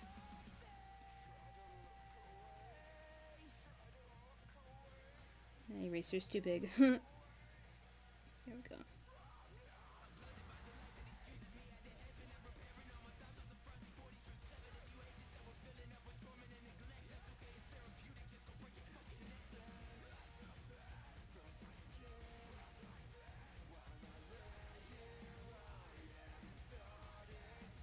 Okay. I think I got a good feeling.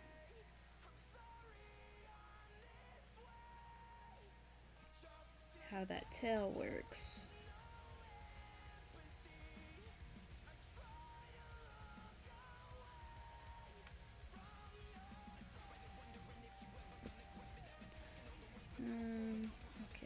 twist this just a little bit more, and I think we'll make it a little bigger, because it doesn't kind of flow right. I think right here is how it needs to flow. That. Yeah, that looks way better. And then we kind of got like spiky spines. I don't know how I feel about him though. I think I'm gonna make him a little more bricked. Like this. Make it look kind of a little more like a spine, instead of just like spikes. It's really kind of just playing with that alien design, right? And then making it your own.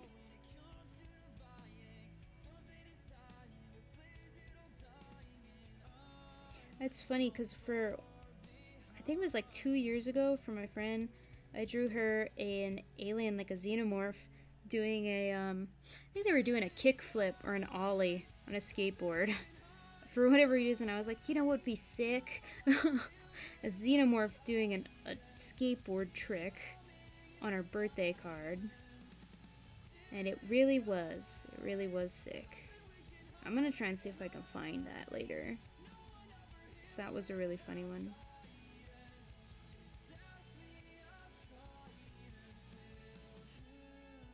Yeah, this makes more sense. This like blocky. Okay. And it kind of matches back here too. Yeah, right? So radical. Totally rad, man. Sick AF. I could probably turn that into a sticker if we're honest. Okay. So, we got the alien done. Let's do this real quick. There we go. Just like spot checking. Oh, I forgot the other shoulder. Let's do this. Okay, that works. I just hide the other arm. I do not have it in me to draw the other arm. And I guess that was the same when I was doing a sketch too. So I did not have it in me. But we got our alien line art done. Let me just do a little cleanup here. There we go. Okay, cool. So let's go ahead and let's choose some colors. Colors for that alien.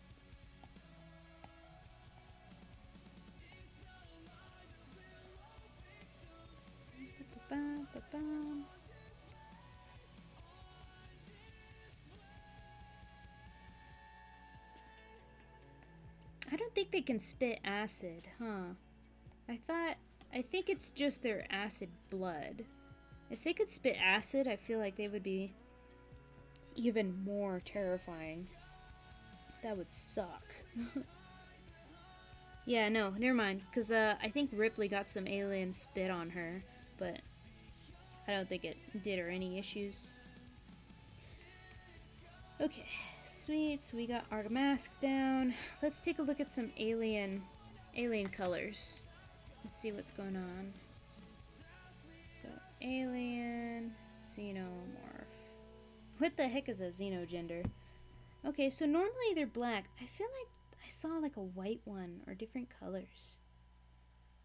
But see, they all look like a little different. I think it's depending on the movie, but it's super cool. It's like, is that like from aliens from the same solar system but different planets, or are they all from the same planet and it's just different races? Like, I want to know more about these aliens. Look at that. H.R. Geiger. That's so cool, dude. It's all gross and wet. I guess we're gonna have to color it like wet and slimy. So yeah, they're mostly like black and grayish. The gray being the more like meaty, fleshy colors, and the black being the more like, I guess the gray is more of the armored colors, and the black is more of the flesh. So we'll use that.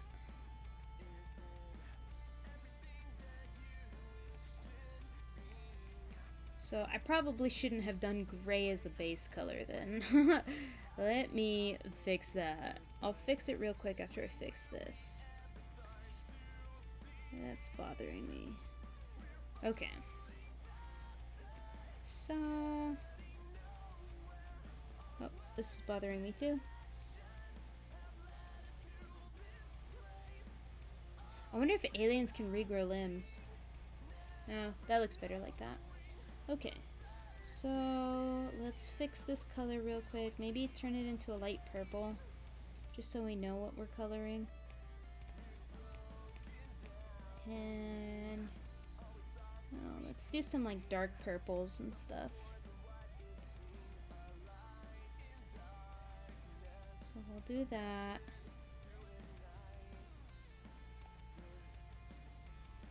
Meaty.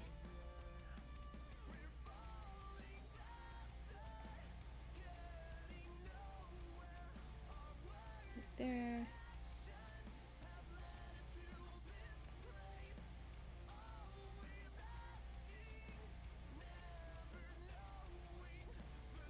Okay, I think that's pretty much, oh, right there.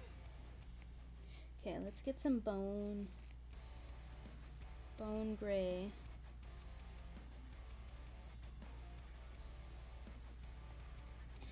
Bone dry. I think we're just gonna have to make it like black all around and then shiny in some places. I've seen people use black as the main color and dark blue shine to show detail. Dark purple is also a good idea. Me over here also loving the pastel. Yeah, I mean, I don't know. I think the pastel does look pretty good. Yeah, maybe, I don't know. Maybe we should try that actually instead. Make it a multicolor alien, probably. Let's see. Let's do dark purple. So like, or maybe like a navy. Yeah, let's do actually like blue. Dark blue. Let's try that with the base. Oh my goodness. I cannot see the line art at all. Oh man, that's too dark. Yeah, let's build up. Let's build up to the shading. Let's start with a desaturated purple. Dark purple. There we go. Okay. So now let's build up then. Good idea, Marmalade Squire. Thank you. Okay, let's do... I'm thinking... Let's do the teeth first. I think they have like blackish teeth. Like dark gray, probably. You guys can't probably even really distinguish it too well. I'm like super near the screen. Let's make their insides a little more lighter, like the gums. There we go. And then let me make that the same color as this. I don't know what this is called. Is it called like a visor? Or like top part of the head? I feel like we should call it the visor of the alien.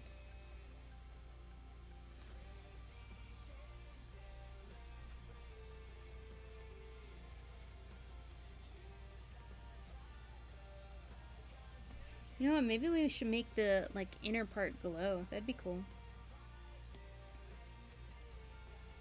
We'll just color the bones. The bone looking things. We'll texture it too, just a little bit.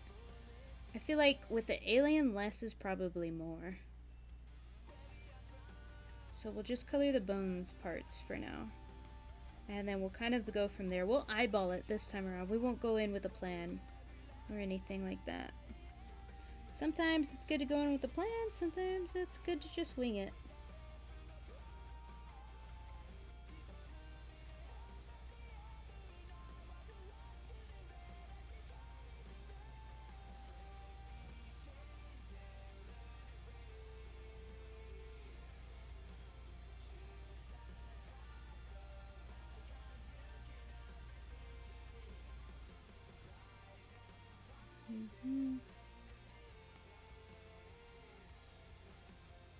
Cool.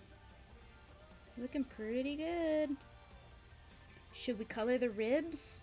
I say we should try, at least.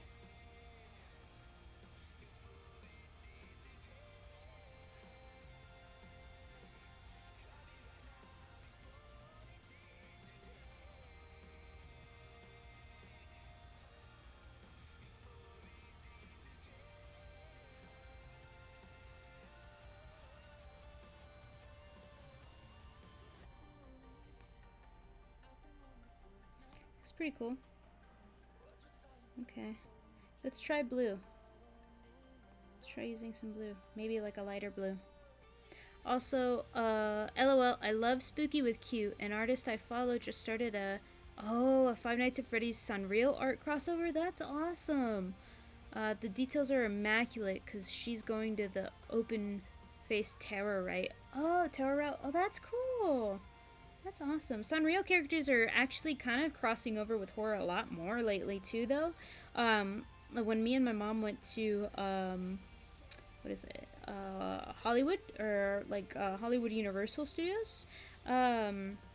She got this tank top because there's a Sunrio shop there, and like a Hello Kitty shop, and it had a crossover of Hello Kitty in the shower, like from Psycho, just screaming, like ee, or like, you know, her eyes are screaming. She doesn't have a mouth, but yeah, it was super cute. And I was telling her, I was like, you should get it, because she really likes it.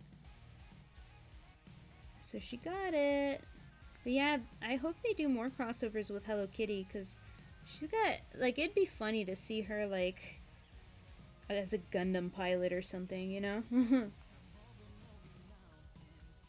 I'm just kind of winging it at this point. I don't know what I'm coloring, what I'm doing. But you know, sometimes that's the best thing.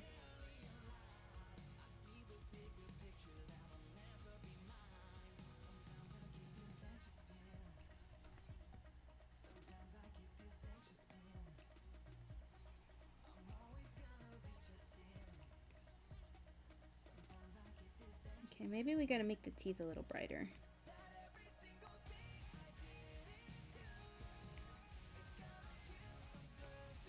There we go. Yes, I love all the references they've been doing. Also, they've done Gundam? Oh my gosh! Yeah, I bet it's cool. I'll have to look it up real quick. Let me look it up right now, actually. I want to see this Hello Kitty Gundam. Hello Kitty Gundam. Oh my god, she is the Gundam! That's so cool! She's got a green one, she's got a red one. She's in the actual Gundam suit. Oh my god, it's so cute. Ugh, I love that type of stuff. I love it when they do crossovers, because it's always fun. It kind of gives both fandoms, like, a reason to interact.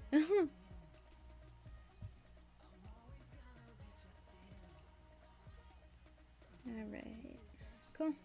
So I think that's good. And then what I'm gonna do is I'm gonna make some texturing around like the bone area. And maybe do some texturing for like the other bones too. But what we'll do first is we'll make that little shine on that pretty alien head. So what I'm gonna do, I think I'm gonna make a nebula.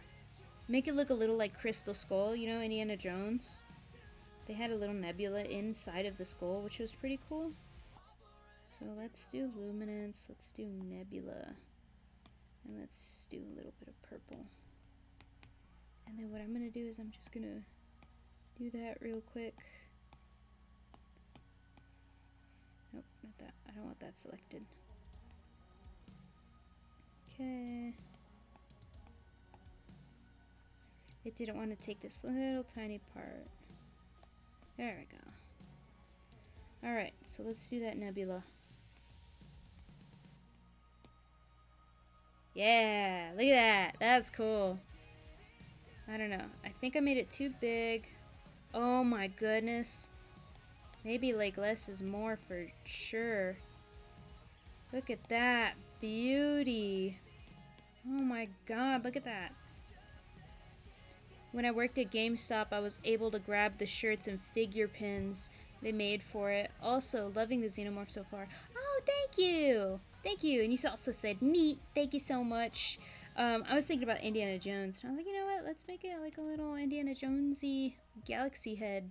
But yeah, I remember like I think it was right before I left GameStop, they were coming out with like Hello Kitty shirts and stuff. Because I used to work, of course, you probably know, I used to work at GameStop too. But right before I left, I think that's when they started coming out with that stuff. Okay, so we're gonna leave that there because that's pretty cool. Look at that. That's, I don't know how I'm gonna top that. How am I gonna accentuate these? You know what? Let's just do some lighting, like small lighting on here, like all on these guys. So let's do this, like this. Make sure it's that. Okay. We'll do like the lighting here, and then we'll mess with the opacity.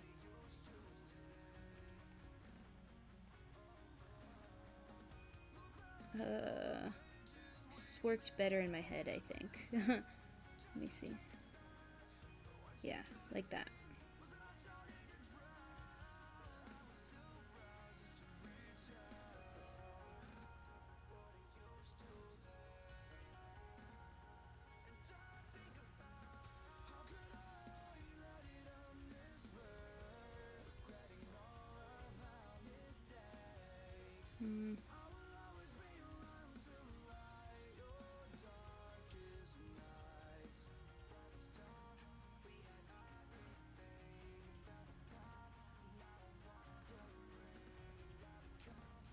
Yo, this lighting though looks pretty good.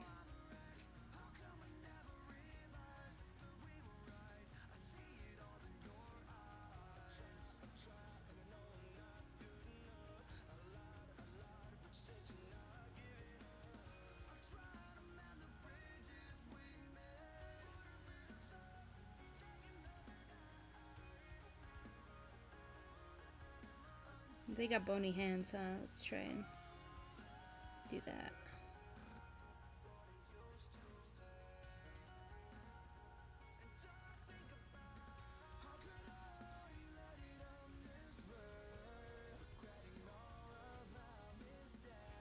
Okay.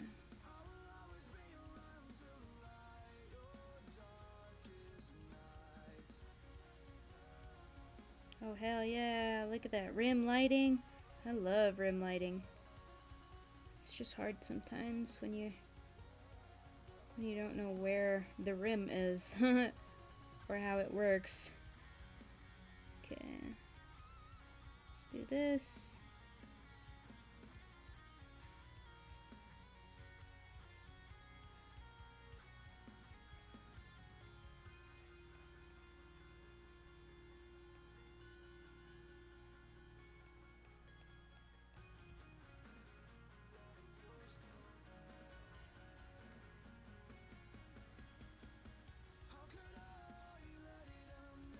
Okay.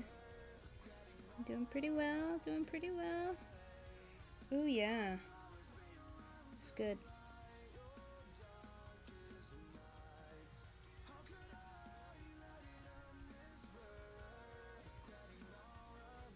Oh, you know what? I remember right before I left GameStop, they were doing a Hello Kitty All Might one. It wasn't the Gundam, it was the All Might.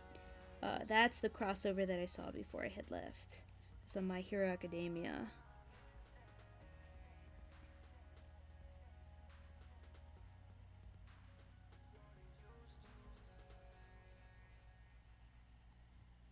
Okay, cool. So we got that lighting. Oh, almost.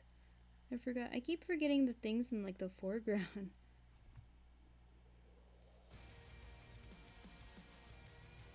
Or the background, I should say.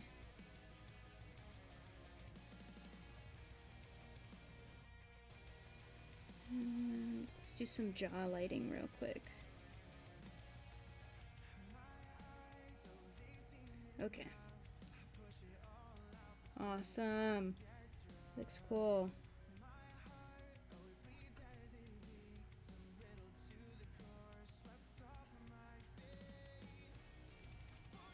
Marmalade Squire, you said, I haven't seen that, but I did witness a Ramen and Naruto crossover with Sanrio. Oh my gosh, that's cool. Yeah, I think they had All Might and Hello Kitty. Like, I think Hello Kitty switched into the All Might suit.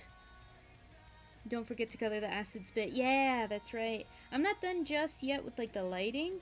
I kind of want to, like, play with it a bit more. Oh, that looks cool. Yeah, I want to do something with it. Maybe we'll, blur it a bit. No, that doesn't look good. Maybe I use my trusty smudge tool. And then kind of like work it in a bit more. Yeah, smudge tool seems to be working.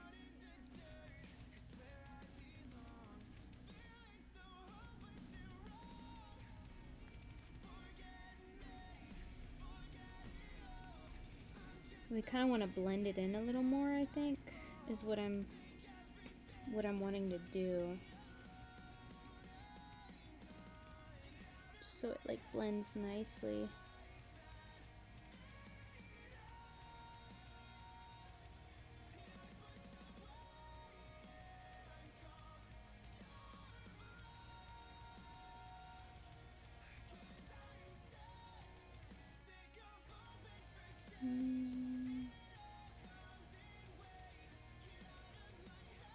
Also, the rim lighting is immaculate. Chef's kiss. Thank you!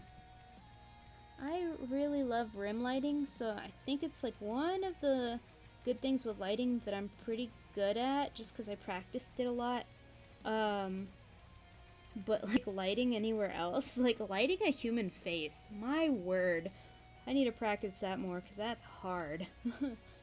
But, thank you. That means a lot. I love that compliment. Alright, here we go. Alright, let me get the foot a bit more.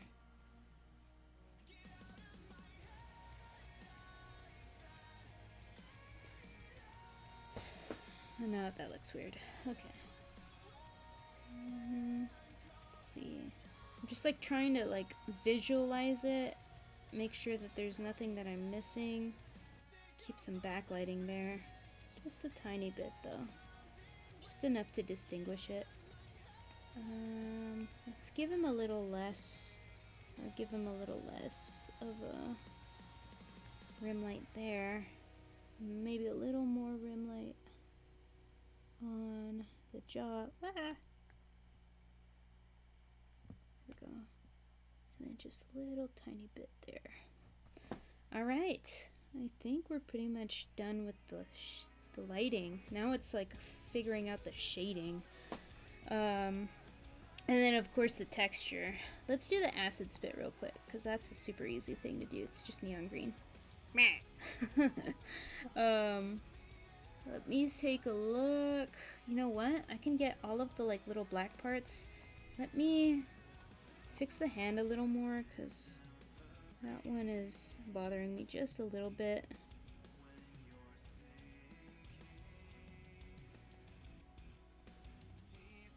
Alright. You know, I've kind of been wanting to do Underworld fan art. Like, the vampire movies.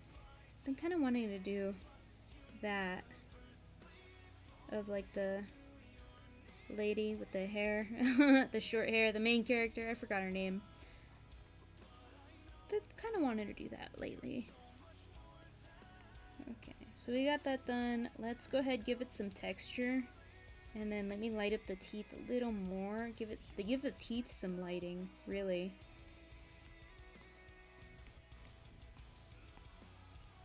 Celine, yes, thank you, Marmalade Squire. Yes, Celine is her name. I've been wanting to do some fan art of her. I think she looked really, really cool in the last movie with that like big white fur coat.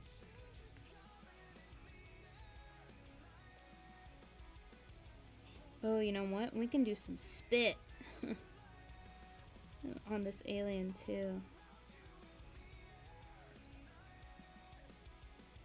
Here we go. It's a little too bright, so we'll tone it down just a little bit, but I wanted the teeth to pop a little. And then we'll shade the little meaty parts real quick. Just because they look too out there right now.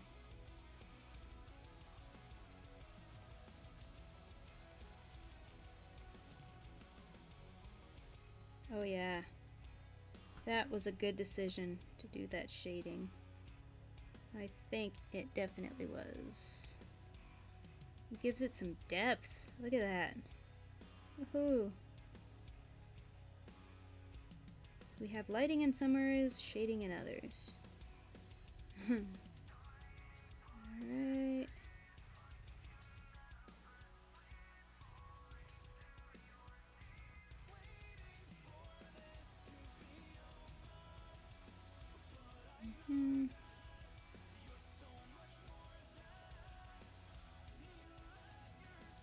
Alright. I need to shade this part too. Just a little bit though. I don't need to do too much. I say don't need to do too much, and we're like shading literally all of it.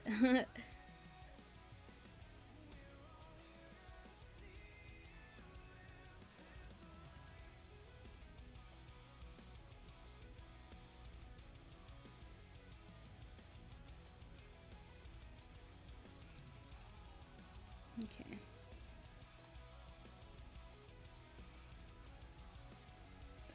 And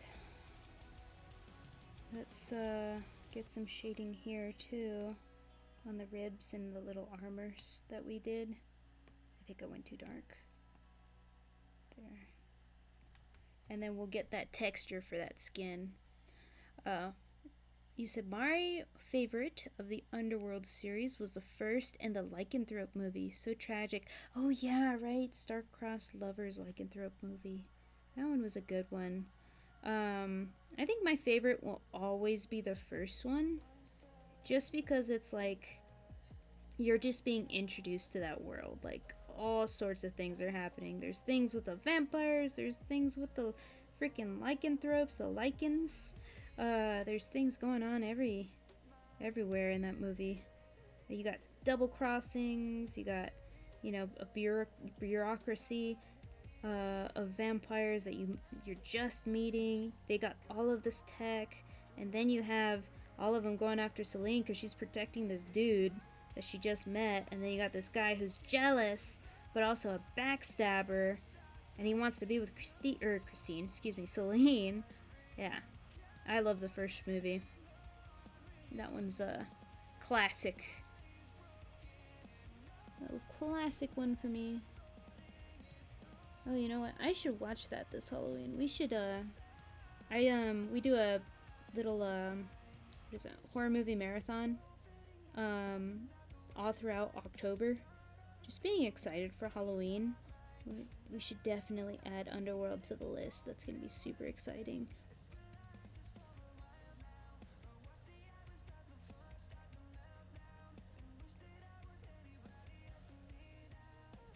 Alright, cool.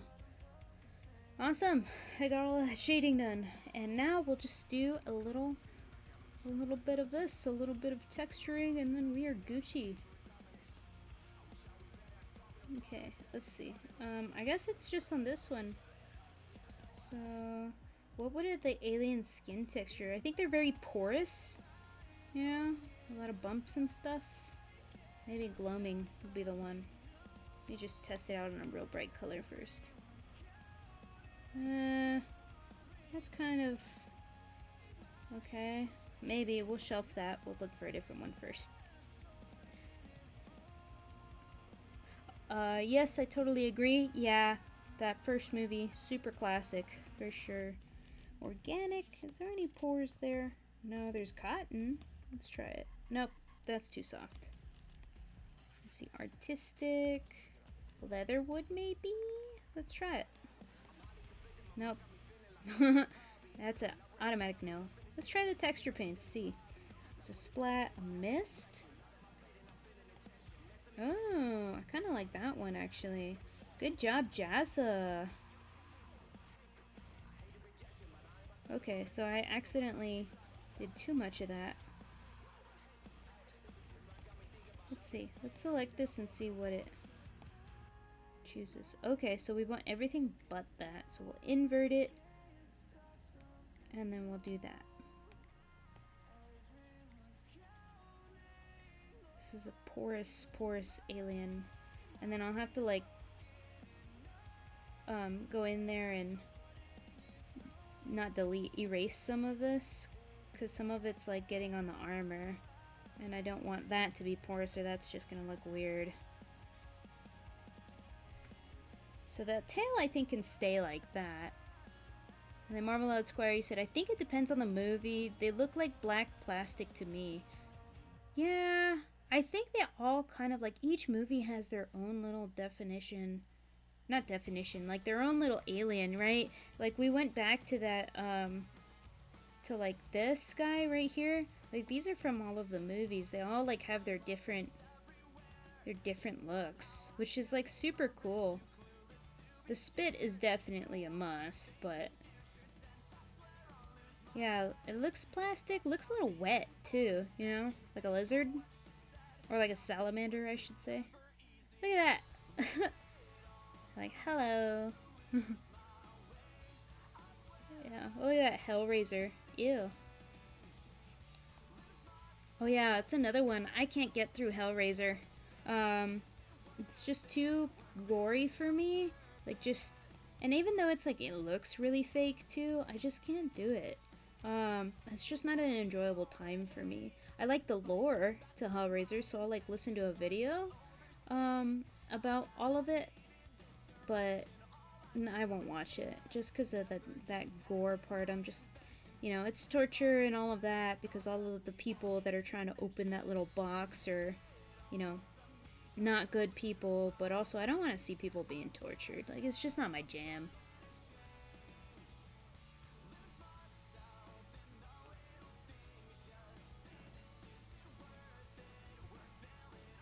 He looks a little glittery. This really is an Elton John alien. Rocket Man alien. I like having way too much fun. This is great. I love this. And let's delete that. No? And I actually liked that. Okay. So we did that. Make it a little... Let's do this. Oh, I liked that.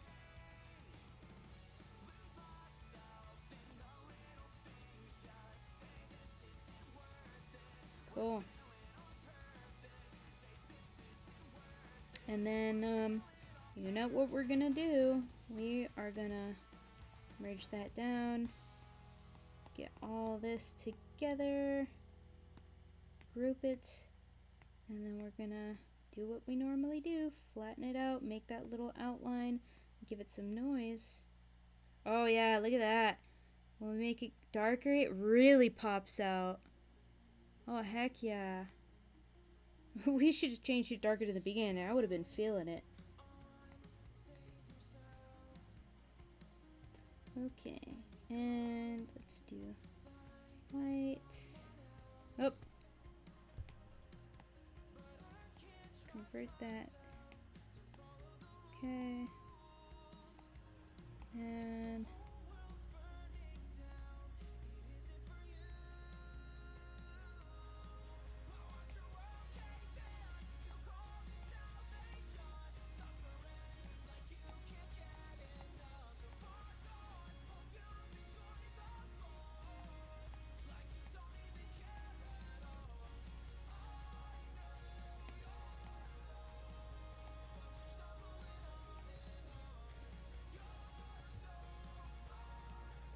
oops. I always gotta start small and then get bigger. I always forget that. Okay, cool. So we'll cut that out, clear it. Great, it's got that outline now. And then we'll do our thing. The ink, make it super, super white. Make it pop. Make it pop, the spit.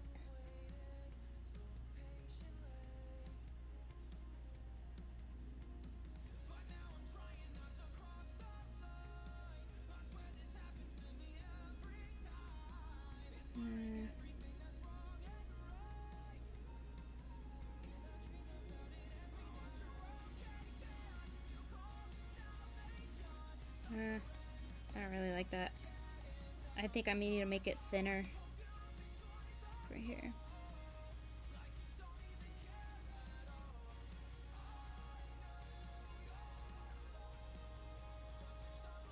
Collect the aliens. get all 5 colors of the rainbow. That's what I was just thinking. What if there were like multicolored aliens, right? Like you had a rainbow alien, or you had a purple alien, or blue one. That'd be cool. Multicolor xenomorphs. I wonder if that's been done before, like fan art wise.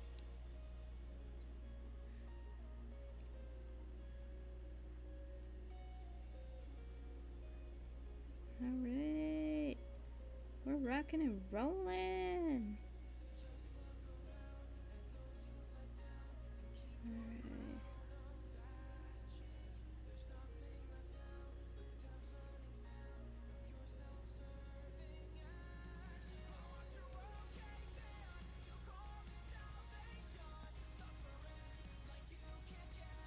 Oh my god, it's deep sea xenomorph? Yeah, that would be scary.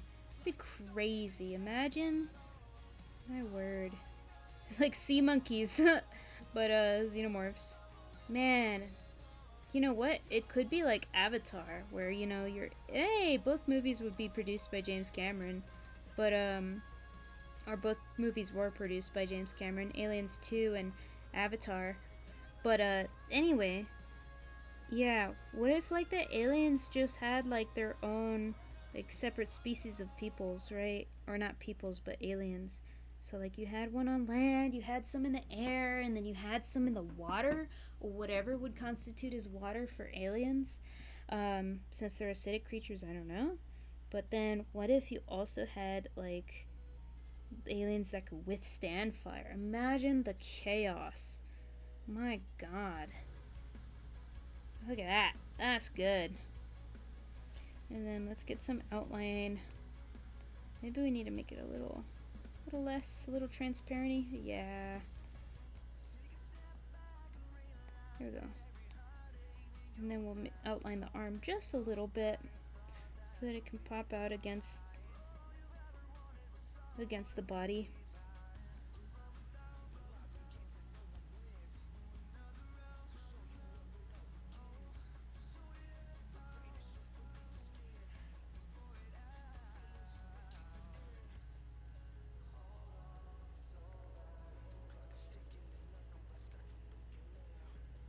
Oh no, flying xenomorphs. I know, right?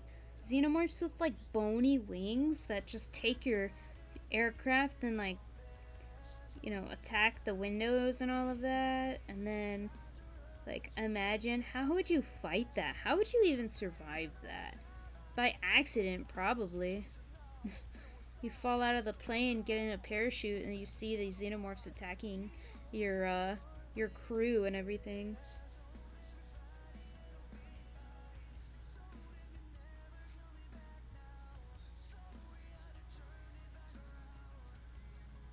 There we go. Look at that. Maybe get in some of this action.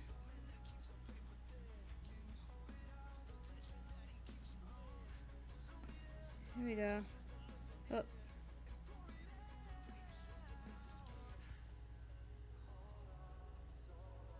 Yeah, look at that. I would put that alien sticker on like my water bottle or something. I'd just slap it right on there. That's cool.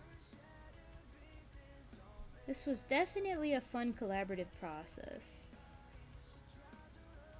So we got the spit on there, we got the outline done. I feel like one other thing is missing. Oh, that noise. That's what we were gonna do too. We were gonna do the noise. I feel like we probably should have done that beforehand. Okay. Let's do this. Let's do this. Take all of these out. We'll duplicate it, flatten it down, do the noise, and then put it in there. So put this back on. Put all this back on. Move this down. Let's make the noise. Oh! That looked actually pretty cool.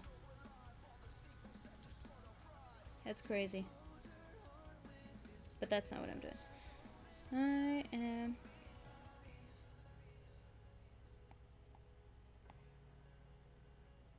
See, in this case, I don't think the ridges would do as well.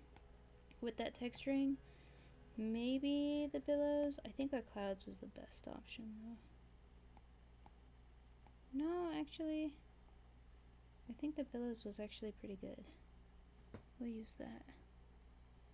Yeah, look at that. Okay. Marmalade Squire, you said, also, oh my freaking god, I need this on my Hydro Flask so bad. Right? That's super awesome. I have like a little Halloween 3 sticker on my water bottle, and it's got the little 3 kids with the skull mask, the witch mask, and the pumpkin mask. I have that on my water bottle right now. I still need to put some other stickers on it. I just haven't gotten around to it. But yeah, so I mean, if anything, you know, once we get to the 50 followers on my channel, I'm gonna be doing a raffle. I'll print a few of these stickers out, and then we'll send them out. So if you're really wanting some, let's hope you win. But yeah, look at that. It's like dark, but then it fits on pretty much any color. Look at this. Wow, that's cool. Let's play around with it a little more. Let's see what other colors can we put on this bad boy. So we've got purple. Let's try red. Let's look at what a red xenomorph would look like.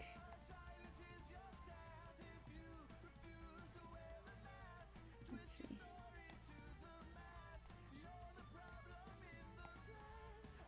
Let's select that. And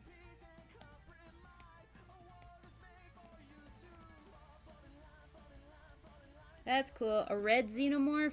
Oh, that'd be cool. Let's play with this a bit. We got a green xenomorph here. Oh, that's cool. We got a blue xenomorph. Actually, I'm digging the blue. That looks really cool. We got the purple, of course, the blue, and then a teal xenomorph. That's pretty freaking cool. I like the blue a little more than the purple, actually. The green is actually looking pretty sick too, though, not gonna lie. That looks pretty cool. Cyberpunk vibes with the bright red. Let's me look. Really? Cyberpunk vibes? It looks pretty cool, not gonna lie. But yeah, I'm digging the purple too. But yeah, we could do multicolored xenomorphs. Taste the rainbow. Oh, that's super cool. And then, let's see, maybe we need to lighten it up a bit. Because right now, if we have it like on a flat surface, it's kind of dark. So, maybe what we need to do is brighten the base up. Just a teeny bit more. Not too bad of a difference, but just a little bit. Saturation. Let's give it a little more saturation. Give it a little more brightness. There we go. Yeah, a little brighter. I think the brighterness, I think it being brighter does the trick, because then it looks better on everything else. That's cool. Sweet. So we'll switch it back to like a grayish. And that's kind of what we did today, right? We just picked some and we finished them out. Xenomorph. Alright. So let me do this. We have the Xenomorph over here. I kind of don't want to resize them, because then it's going to crunch them up and make them look all crunchy and funky. So we got the Xenomorph done. We got Sam done, little Sam I Am, and then we got Ghostface done. Which personally, Ghostface I would probably put on my water bottle more, but I'm just biased, right?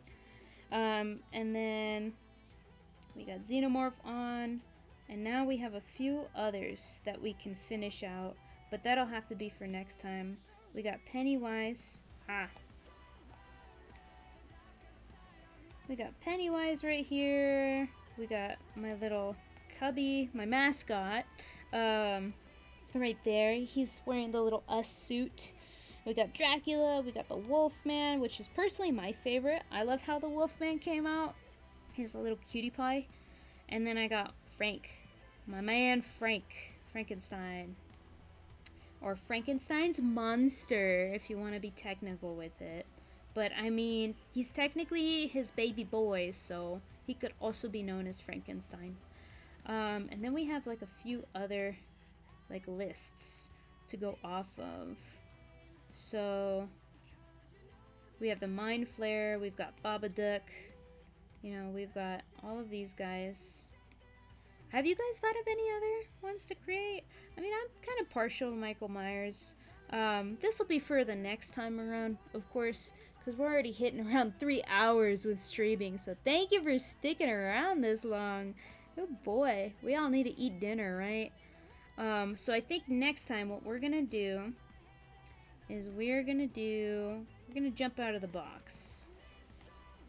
Let's see. We're gonna do Jigsaw. We're gonna try and make him cute, right?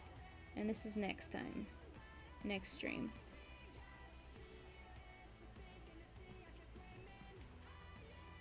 Okay. So, with next stream, we're gonna do Jigsaw. That's a given. We're gonna do... If y'all have any suggestions, throw them out there in the chat. I know I want to do Jigsaw, though. Mind Flayer, I'm not too crazy about it yet. I'm not super Stranger Things inspired right now, so we'll leave that for another day. We can do Jason. Another J to the list. Jason. And that'll be the traditional classic Jason that I'm thinking about. And I think we'll stick to 3 this next stream. We'll kind of... And if we want to sketch a few more, we can. But we'll do Jigsaw, Jason, and... I guess Slenderman? Okay, Slenderman. Let's do Slenderman. Thank you, as always, Marmalade Squire, for being super active in the chat. So we'll do Slenderman next time as well. Okay, so those are our big 3. We'll sketch them all out.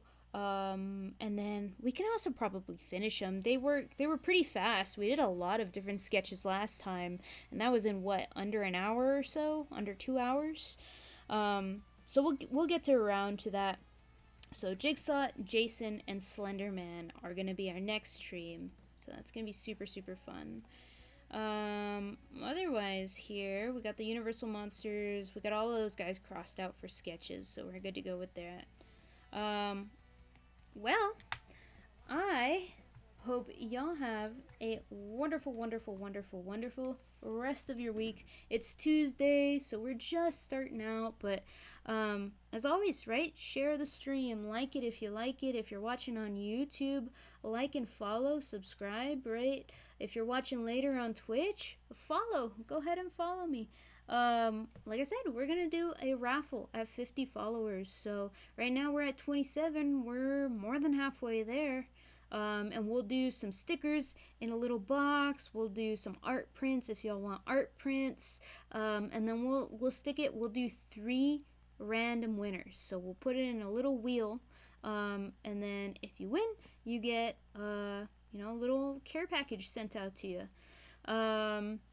So yeah, next stream we're still gonna be drawing some little icons, some little stickers, and then yeah, and then our next stream is going to be gaming. So Friday, we're going to be back on the Life is Strange Before the Storm train. We got through episode 1. We're going to episode 2. We're actually going to start episode 2 this next, on Friday at 4 p.m. Mountain Standard. I believe that's 3 p.m. Pacific Standard and 5 p.m. Central. So definitely hop on. If you can't watch later, right? We always have them saved up there. I hope you also have a great night, Miss Marmalade Squire, and you also too, Joey Toxic. I know you're still there. Otherwise, y'all, have a wonderful rest of your night, and watch my outro.